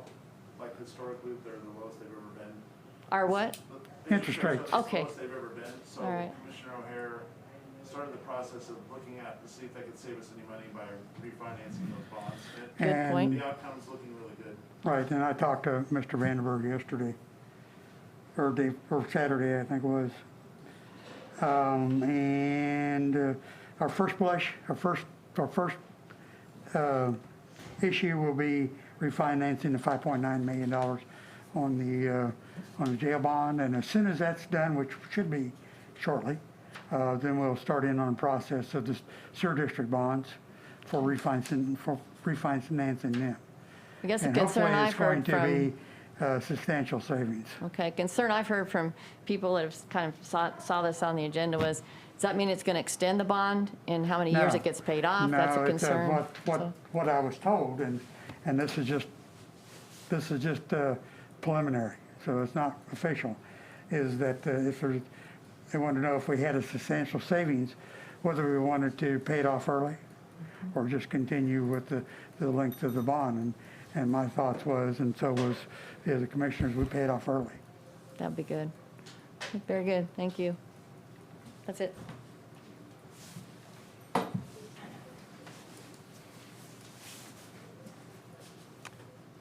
Good morning, Commissioners. I am Mark McCoy. I have come before this commission and the City Commission to talk about shared services before. And I'm here today to commend you for working with the city and trying to make positive progress going forward so that we as citizens of Bourbon County are sharing our services and the citizens of Bourbon County are sharing in the benefits of the potential reduced costs. And so I know that, or maybe you don't know that I was, or maybe am still, I probably shouldn't say, I am the chairman of the Shared Services Committee, which is not extremely active at this point, because we now have Bourbon County Economic Development, which just came together in the last 6 months and has now formed a 13-party committee that is working towards Bourbon County economic development and the process of hiring an economic development director. We hope that this can happen soon and that positive, good things can come out of this. But the positive comments that I'm hearing at city commission meetings and county commission meetings about working together, not just road and bridge, but I think this very positive movement of, I'll call it sharing a director, a manager to help guide and steer and ways to save finances in Bourbon County, which includes the city of Fort Scott and all other cities, to share the services of this director position. Susan Bancroft? Yes. I was going to say her previous name. These are starts in the right direction that we need to continue down that road. We've talked today about much financial concerns going forward. I don't know what city, what county, what state does not have financial concerns going forward. So in budgeting and building an economic positive direction, we need to think about all these costs. And in doing that, I would ask each of you to be encouraging me, maybe as a liaison, as a communicative person. I'm on the Bedco board. I was put on as a I'm trying to think. At large. Yeah, thank you. Yes, there you go. You know, you get older and you forget exact terms. So I'm here to serve you and the citizens of Bourbon County in any way that I can for that. We are not moving as quickly as we'd like to, but one thing to be reminded is that these 13 members are all volunteers. They do not get paid. They have never been paid.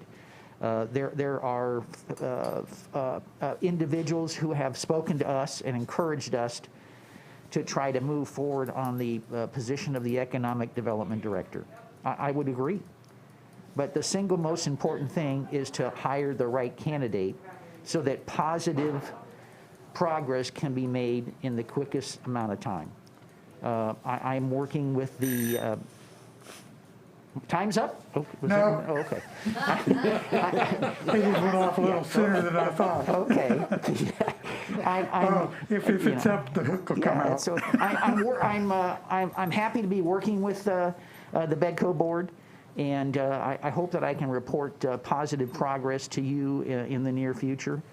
But know that we are working diligently.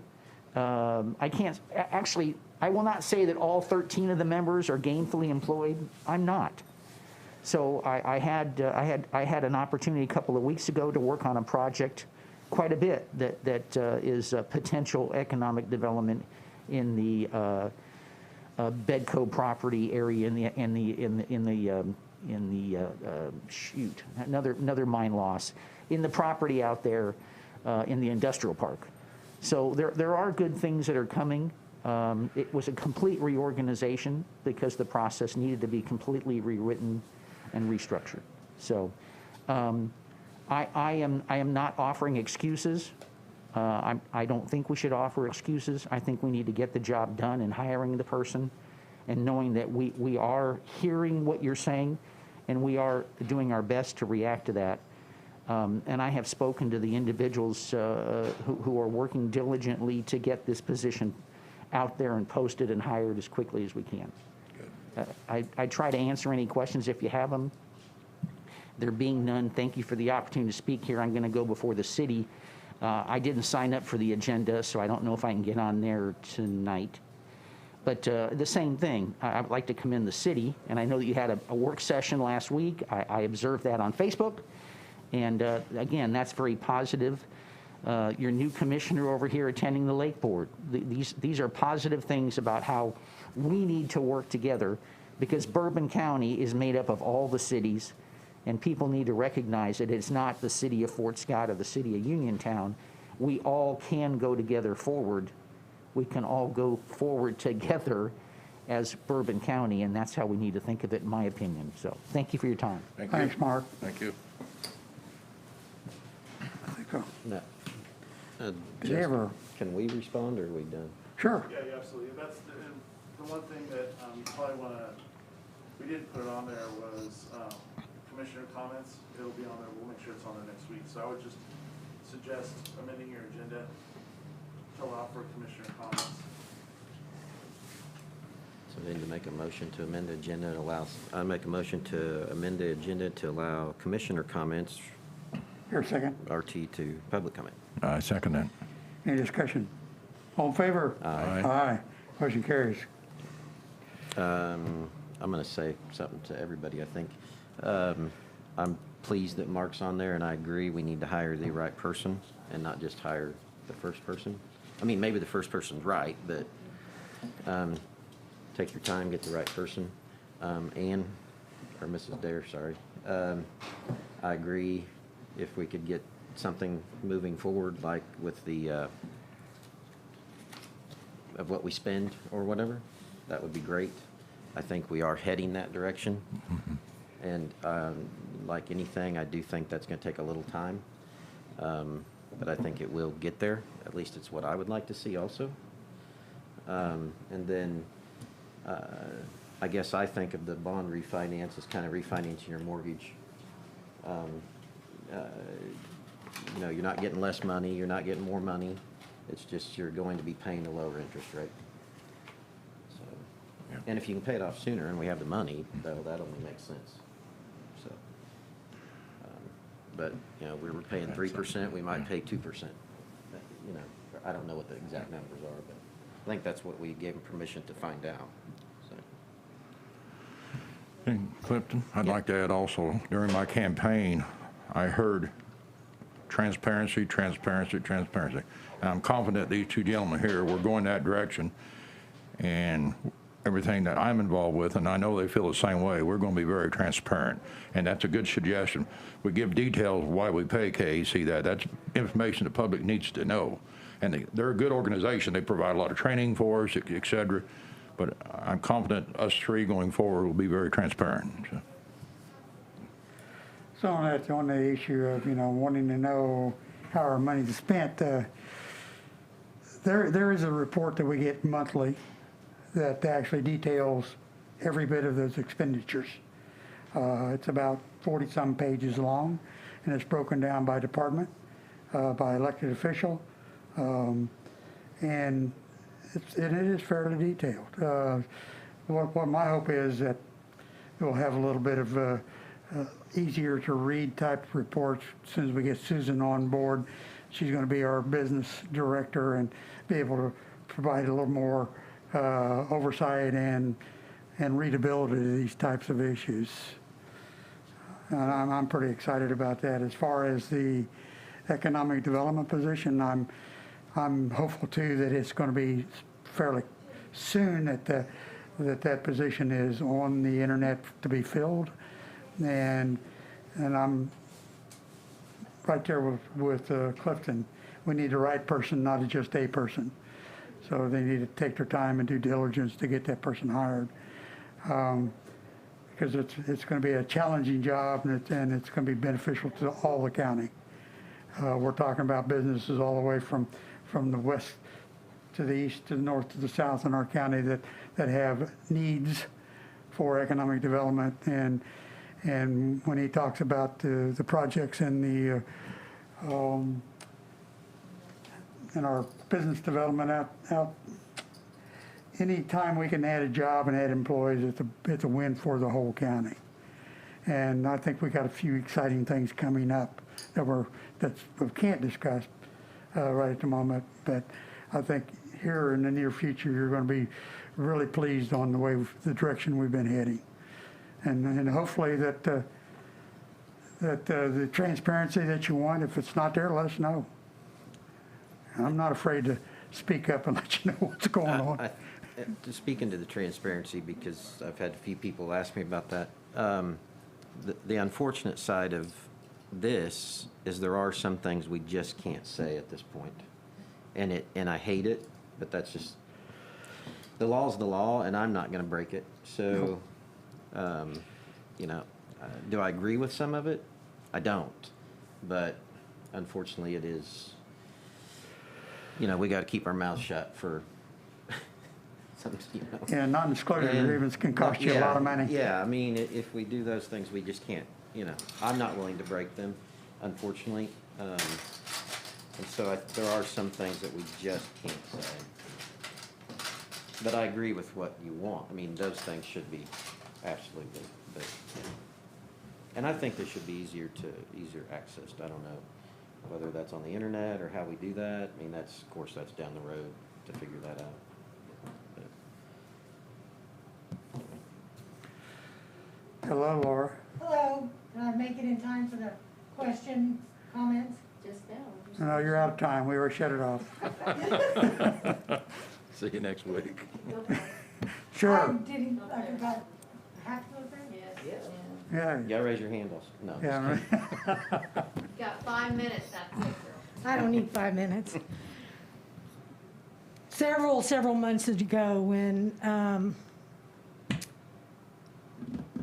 yeah, Oh, I'm Laura Holdridge. Why do you need? We talked about the back parking lot, about maybe getting it done. And we talked about it. We know that the city has a water main leak. They're probably not gonna, they haven't done anything about it for 5 years or so. We talked about, I mean, it is to the point where you can't make it out of the back parking lot without hitting bottom. And most of us have cars. And even going at it at an angle, I hit. And we have one little piece that is now breaking up because of the ice, because of the water.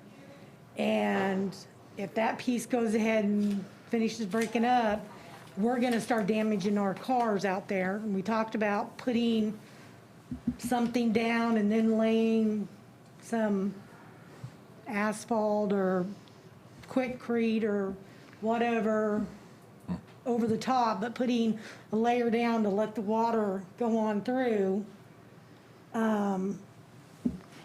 to see. Certainly no excuse, but the city said they would fix that last September. Yeah. It is part of the city And- street, so I guess we'll have to decide I if they're thought not we've already going to. I thought Nah. we discussed this a few months ago. Well, we did, and they went We in, and they did, went in, and they said they were gonna fixed do the- it, and then they fixed the said they south weren't. parking lot, but they didn't do the Because they middle said parking it's lot. ours. And you also got a place right out here on this corner where there's no bricks left, there's nothing but a big hole. Yeah, I thought it was done, so that's. yeah. Because we talked about it a few months ago. Yeah, we went didn't back and, Yeah. and back and forth and, Commissioners, I think Chad and Eric have a really good working relationship based off some things that have happened over the last couple of weeks and months. So maybe one of the commissioners can maybe get permission to call Eric and try to come up with a solution. Because some of that is our parking lot, some of it is the road. I mean, it's kind of one of those shared spaces that, Well, maybe we do a collaborative effort to get the thing fixed. right, that's what I was Gee, thinking. yeah. So if you don't mind, I wouldn't mind talking to Eric and Have him call Chad. see if he wants to coordinate that. Okay, perfect. Sure. Okay. okay. So if we need to, we can put some gravel on there temporarily with the city's permission, you know, whatever we need to do to fix it temporarily too, because it is, I agree with it. I went in this morning and I haven't missed, it's Well, rough. they need to, like I said, if it's a collaborative effort, maybe we can figure out where the water's coming from and get Well- that taken care of. It won't solve the problem, especially with the water, but we have some cold pipes. They can fix that in half a day. It's just temporarily, but it's. Yeah, anything's temporarily because, Yeah. I mean, even going over it slow as can be, you drop. And most of us back there have cars. So, thank you. You bet, Laura. Thanks, Laura. Okay, is the turtle phone in here? Yeah, it's not plugged in. Is it not plugged in? Okay, never mind. I'll call Craig.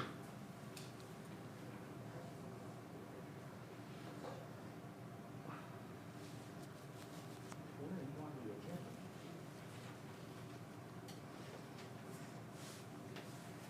The last.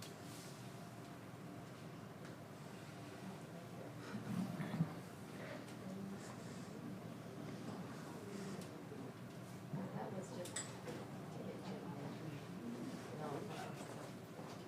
To get him actually. Not a good time to do a boys from there. Yeah, I think. Okay, here we go. What's that? Okay, go ahead. Okay, sounds great.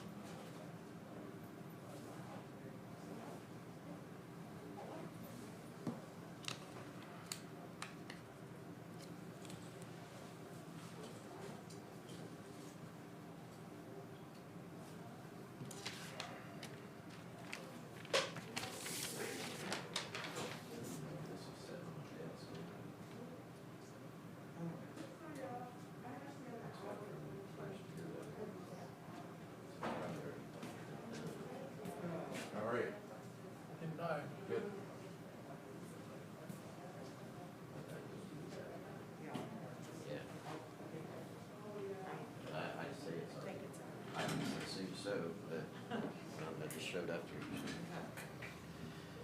Yep.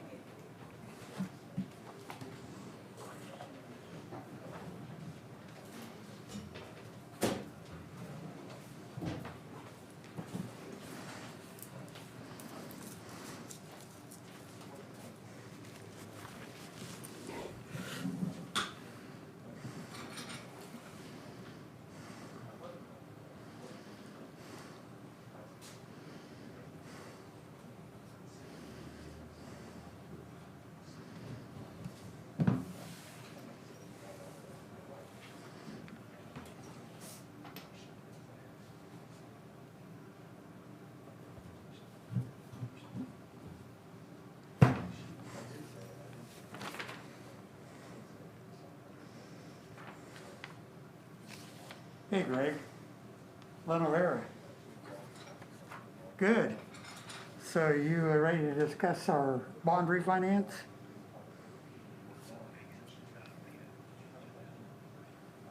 Well, we're ready now, but if you're ready, we can start now. If you want to wait till 11:30, we can.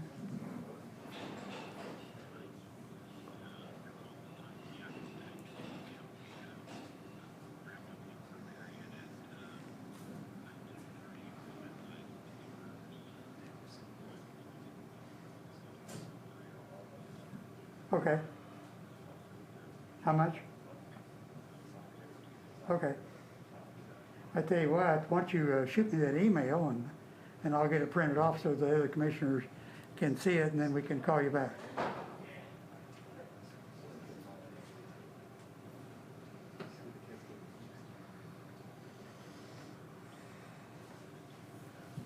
Uh-huh.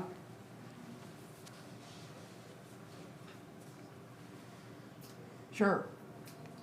Okay. Okay, thank you. Bye.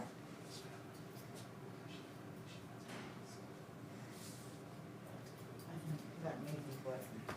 Well, this is, Oh, okay. Greg's putting together an email, Oh, okay. and they're gonna go through it. This is from, yeah, from Howard Coordinate.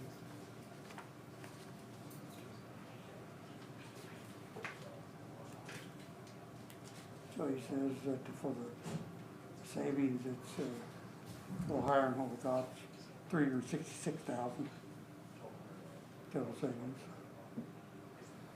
As soon as I get that email.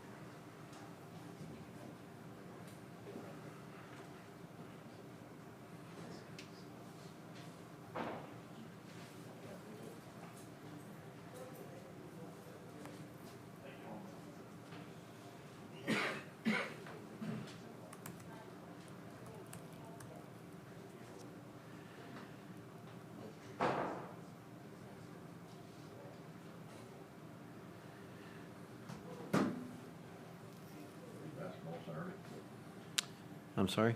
Did you go to the basketball game Saturday? No, not this last Saturday. Carter's a freshman, and Ella didn't play. So I got Thursday, Friday, and Saturday for varsity this week.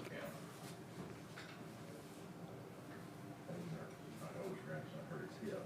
Oh, really? More important to block the shot than make a shot. Oh, yeah, yeah. His goal Well, is to, and he did about 20, that's, but the last one he fell down, hurt his hip. it's amazing how kids don't, you know, I've argued many times, it only takes 1 point to win a basketball game. So defense, you know, nobody wants to play defense. So any kid that wants to do that is, And he scored like 4 points, and he'll swat the hip down. well, that's worth a lot. And that, you know, everybody wants to be the star, but the fact of the matter is Yeah. defense is typically what wins games. But the NBA doesn't help that, by the way. People want to be the, you know, anyway.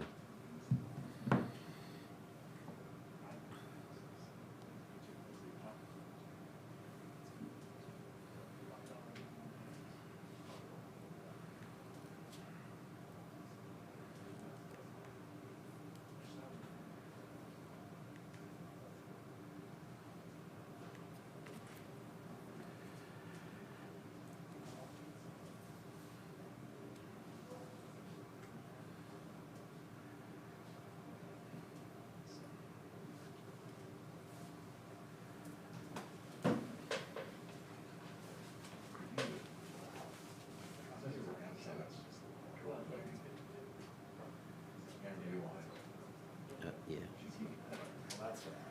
Yeah, but very minimal I did.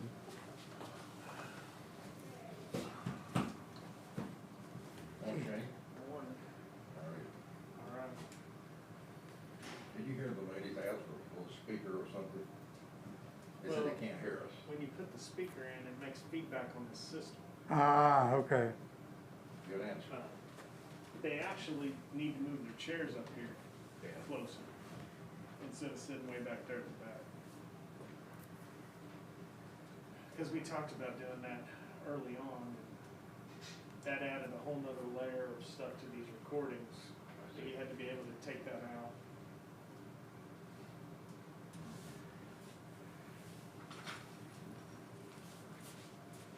We're gonna try to do that stuff for maybe Thursday. Say that again. Stuff for your daughter at Oh. school on Thursday. Awesome. Awesome. Thank you. Ryan's trying to get that done. Appreciate it. And I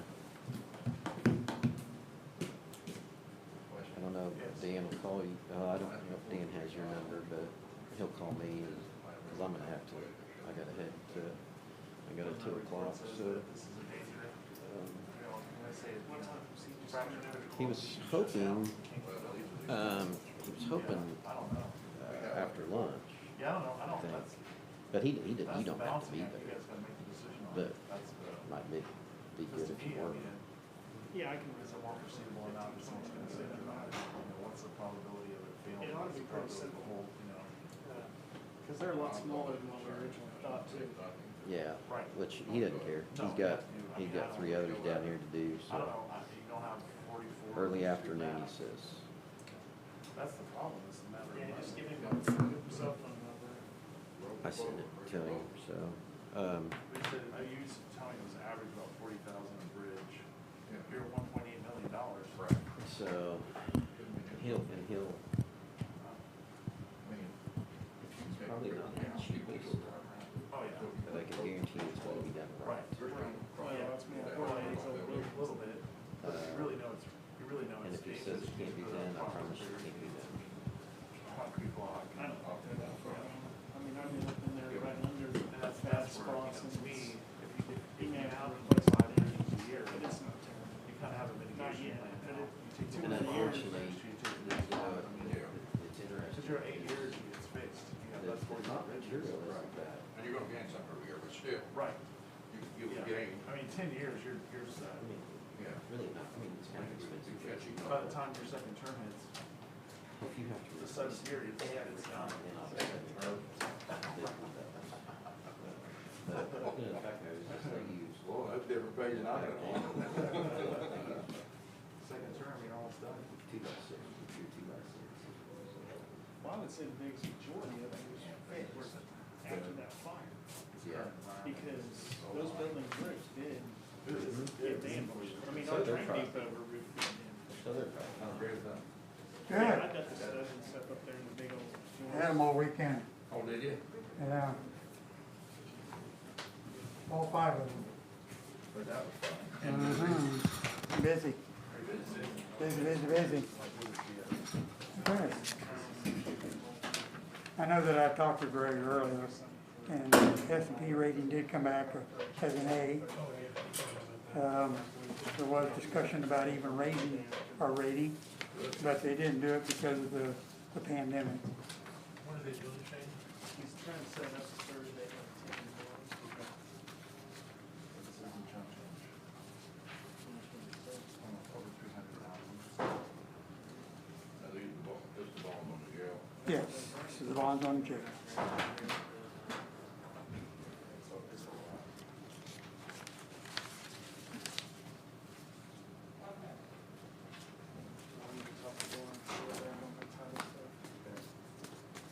I'm almost done. Sorry. No rush. Is that a fund that's been accumulating extra? What's that? Has that sales tax been a fund that's been accumulating any extra? Oh, that's starting to, yes. And what my thought was on that when we first started that was that we wanted to have at least 1 year of reserves for payments before we, either started paying back or whatever. Yeah.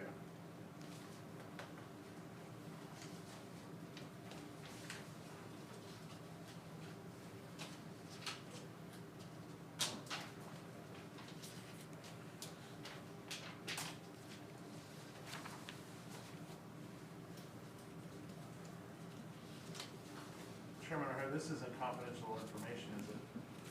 But I'm aware of it. Can I give it to Jason to look at? I don't know if it was marked confidential, so I'm asking. What's that? If it wasn't marked confidential, I'm assuming it's public record. I am too.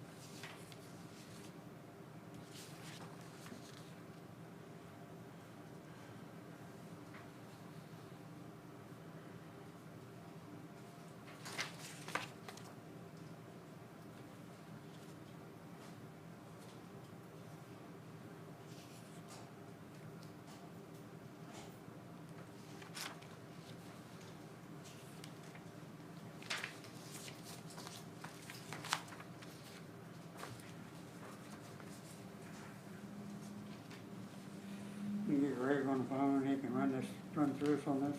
Yeah. And we can ask the questions we want to hear, because when we first did the bonds for the jail, we have, what was it, 0.404, whatever, 4-cent sales tax, 0.4% sales tax. And the collections are still gonna be the 4-1% sales tax. And then we can find out how much the cash flow will be generated off of that.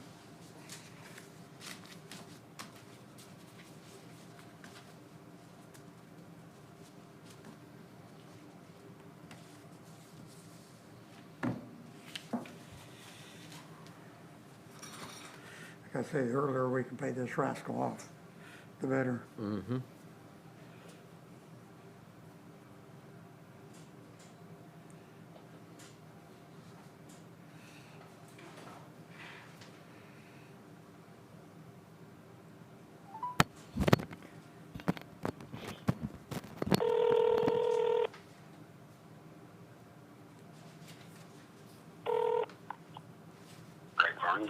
Hey, Greg, Lynn O'Hara. Hello. Hey, I got you on the speakerphone. Might have to speak up a little bit because I got you on cell phone. Our turtle phone is not hooked up yet. Oh, okay. Well, let me know if you can't hear me, but Sure. good morning, everyone. Yeah, I've got Jim Harris, who's just sworn in last week for our new commissioner, and then Clifton Beth. Okay. Well, again, good morning, everyone, and I have what hopefully will be good news to share with everybody. So, Lynn, if it's okay, I'll go ahead and walk through the final results of the refinancing, and were you able to print off copies of the final report? I did. Okay. Well, perfect. Well, as you think back to when we first started this process, we had shared the idea of a refinancing with the county in November and December. Had a discussion with you in December, and the county adopted what's called the authorizing resolution, which gave us permission to start working on the bond issue. Work with Gilmore and Bell as the bond attorney to draft the legal documents for this issue. And part of that process of getting everything ready was to work with the bond rating agency, Standard & Poor's, to have a bond rating assigned to this issue. And pleased to report that Standard & Poor's affirmed the existing rating of the county, an A rating, and had a stable outlook. There was even some discussion with the analysts that during the committee process, it sounded as if the committee was impressed to the point where there was even discussion about possible rating upgrade, moving up one category. And I would say that one of the things that in all likelihood held us back from getting the upgrade now, but could very well go away and allow the county to get an upgrade in the bond rating in the future, is the current pandemic. We're just not seeing the rating agencies give out many rating upgrades given all of the uncertainty that's going on. But clearly the financial management and the fund balances of the county were impressive and allowed S&P to affirm the existing rating of A, and may put the county in a position where you could have a rating upgrade at some point, not too far down the road. But when you think back, and so once we had the rating in place and we had drafted the preliminary official statement, which is a document we give to bond investors, we were in a position where we could move forward with the sale of the bonds, and we did so this morning. But when you think back to the analysis we had shared in December, we were showing an average interest rate of 2.03% on the refinancing. That resulted in the savings of about $251,000 over the life of the issue, or equated to about $16,700 per year in savings. But fortunately, what had occurred throughout December and into January, as we've continued to see a very strong bond market, a lot of investor demand, and interest rates have been pushed even lower than what we saw in December. So with that said, I'll walk through the report that's in front of you. If you look at the third page back, the summary of bonds refunded, again, we focused on refinancing the 2015 bonds, which are payable primarily from the law enforcement sales tax that was approved by voters. They're general obligation bonds, but payable first from that sales tax. And the bonds that are being refinanced are the years 2024 through 2035 out of that Series 2015 bond issue. And that portion of bonds that we're refinancing has an average interest rate of 3.23%. So if you then turn to the refinancing analysis section, and the first page that you come to is the savings report. Here, this represents the results of the bond sale this morning. We opened up an order period where investors could submit their orders to buy the bonds, worked with our sales force at Raymond James to identify investors leading up to the process this morning. and we had very good investor participation in your bond sale. So we were able to lock in final interest rates that were better than what we were looking at in December, and the savings as a result of those favorable interest rates is obviously higher. So that second column from the right, labeled savings, the total savings to the county over the life of the bond issue is $367,699.81.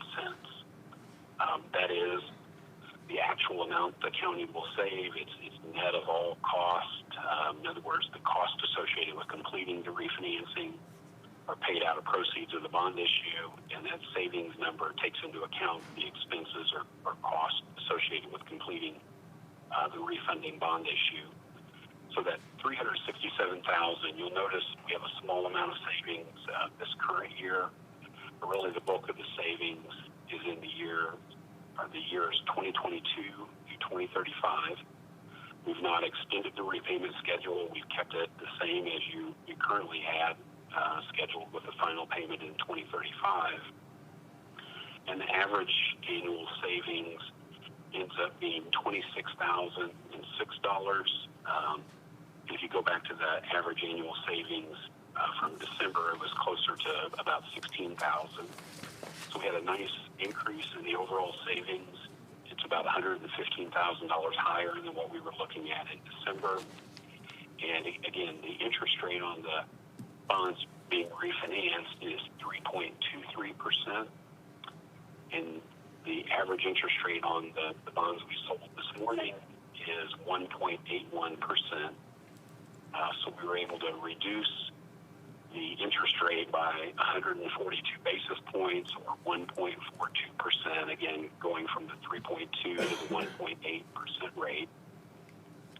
And then if you look on the page right behind the savings report, where it's labeled Summary of Refunding Results, one of the statistics that we look at in the bond industry is shown on the bottom of that page. It says percentage savings of refunded bonds. We always look at the amount of savings relative to the size of the bond issue being sold. And there are some industry guidelines. A lot of issuers we use either a 2% or 3% present value savings benchmark in terms of when they will consider completing a refinancing. Here we're at 6.52% present value savings, which seems to be a pretty solid level of savings relative to the amount of bonds that we're refinancing. And then if you're curious, the following page shows a breakdown of what we call the sources and uses of funds.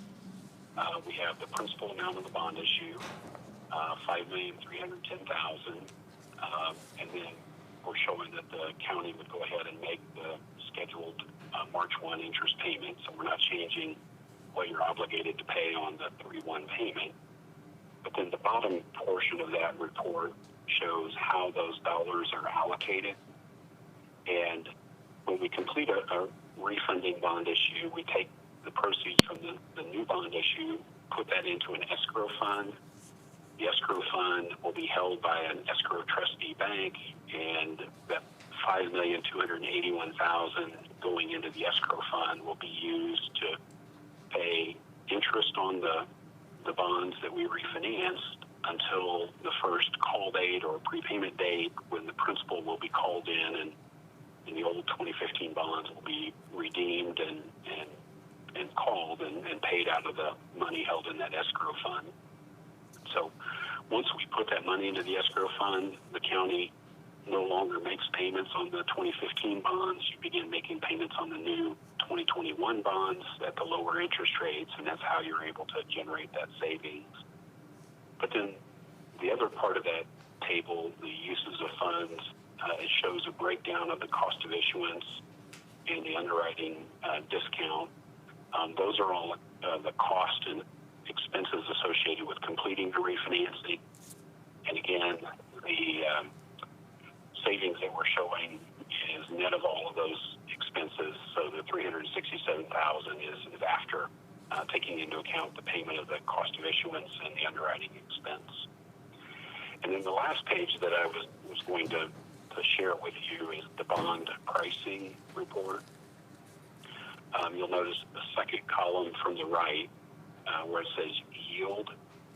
When we sell bonds to investors, some investors may want to only invest their money for 1 or 2 years. Others may be interested in investing for up to 15 years in this case.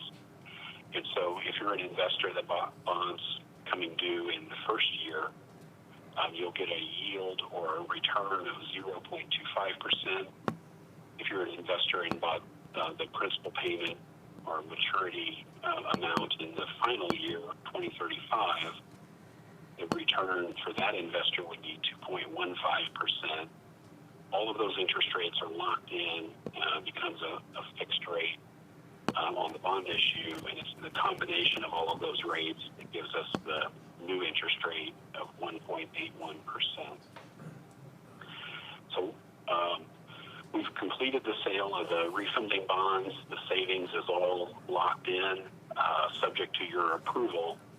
And the action that the commission would take this morning to accept the results of the bond sale and lock in the savings as presented would be to adopt the bond resolution with the addition of the final interest rates and amounts as presented in the financing analysis that we've shared with you this morning. So with that, I'll stop and be happy to answer any questions.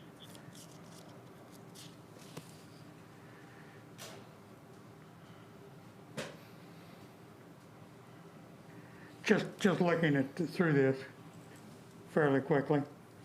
Okay. So I've got so I was looking for the amortization schedule. I think that's back here that I found, starting at 3/1 of 21.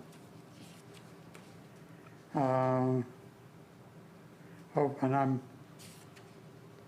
making sure I understand it. Yeah, and so there's some There we additional are. schedules where we show, Right, here we go. we show that. Yeah, that's the fiscal year payments is like 2021, 22. 21 is 429,000, 219, and 512, 593. This is where we would see the savings, I'm assuming. The $27,000 a year. Yeah, and actually, probably the easiest way to see the savings is going back to that report titled Savings. Right. It will be about the 5th page back. Sure, I saw that. This summarizes it on an annual basis. Your bond payments are actually semi-annual. For example, in the year 2021, after the completion of the refinancing, the net effect to the county is it's a small savings in that first year, this year, of $3,602, and then each year thereafter, that's where you're averaging about $26,000 per year less than what you're paying on the financing for the law enforcement project and the payments coming out of that law enforcement sales tax. Sure. Very good. So, well, that's a pretty substantial savings. Yeah, it feels like our timing worked out really well.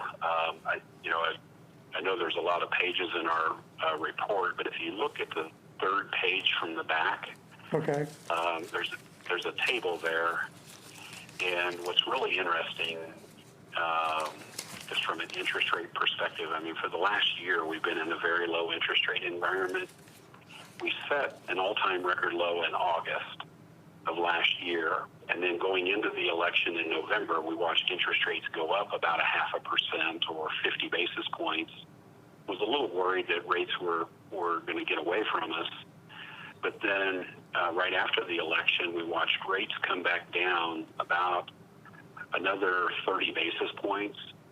And so if you look at that table there, that 3rd page from the back, it says plus 19 BPS or basis points.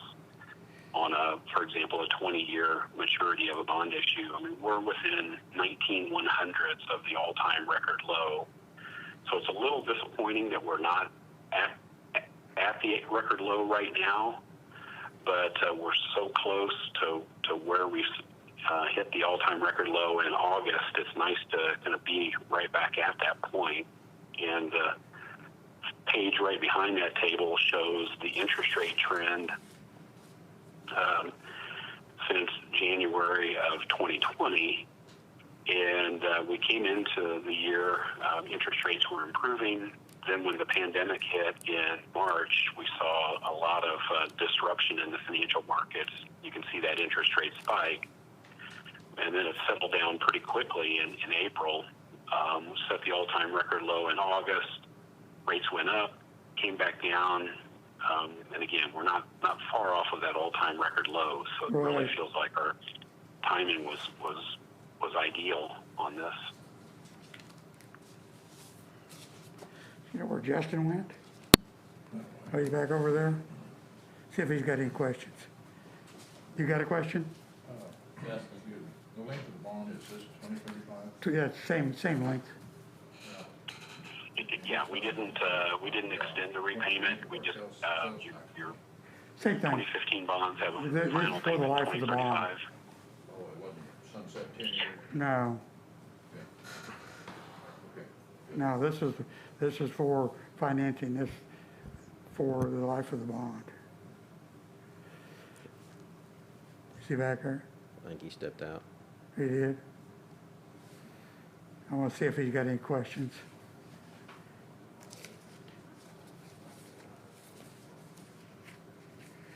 And then, you know, I've watched these payments. They're fairly close. So there's no penalty for early payoff on this, is there, Greg? Correct. There's no penalty. There is a period where the bonds are what is called non-callable. Right. And and I think the first call date we have on this is in 7 years, in 2028. Okay. No, and it's a 6%. I mean, it's. Oh, you know, it's a big deal. what I was looking at was, as we accumulate, money from our sales tax, that, you know, that at certain points that we may be able to reduce that debt load. Yes, yeah, and you have the flexibility under the ballot question for the sales tax to use it for repaying the bonds. Yes. You also have the ability to, the 2016 certificates of participation, which is a form of a lease financing. Right. That sales tax can be used to pay those. Right. And actually that has a slightly higher rate. That might even be the portion you would start prepaying the earliest. That's the 1%. And then you also have the ability to use it for other law enforcement purposes. Correct. So if you're not using it for the other law enforcement purposes and you start building up a balance, then you can start using it to call in bonds early and shorten up the repayment schedule. So, you know, it's a possibility that we can, our first goal would be to pay off the lease purchase of the cells. Okay, great. Justin, do you have any questions? No. I think it sounds like a pretty substantial amount of savings. It is. It is substantial. You bet.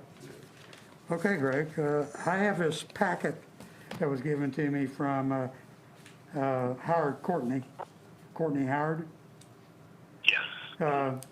So all we have to do is approve it and sign this multitude of signature pages. Yes, that you picked up on the only negative part of this is there will be some signatures required. So I'll apologize in advance for that. Okay. Well, do you all see any Yeah, problem in approving this? Make the motion. Somebody want to make a motion that we approve the refinancing package I would, from Raymond James? Make the motion that we reapprove the refinancing of the bond from the Raymond James package that we've discussed I hear a today. second? I second that motion. Any discussion? All in favor? Aye. Aye. Motion carries.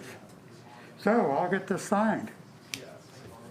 Well, thank you all very much. Thanks, Craig, for your work. So you. the other question I Appreciate had, the opportunity. I guess the other question I had, you said you're probably going to start on looking at the refinancing of the sewer district bonds? Correct. Okay, Yeah, we'll, I look forward to that. yes. Yeah, we'll send you an updated analysis, and then if that's something that makes sense to pursue, then we'll talk about the process for that one as well. Okay, very good. Okay, well, thanks, everybody. Hey, Have a thanks, great Greg. Thank you. Bye.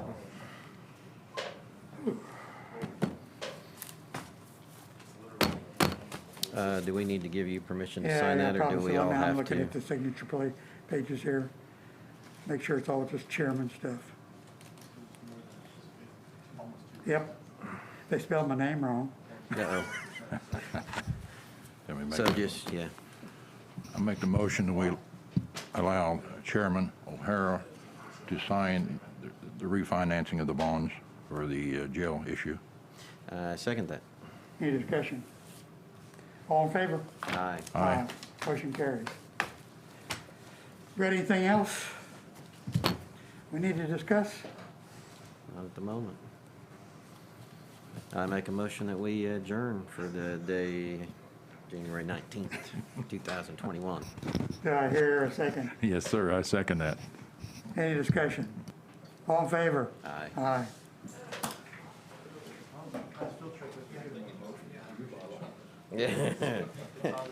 Well,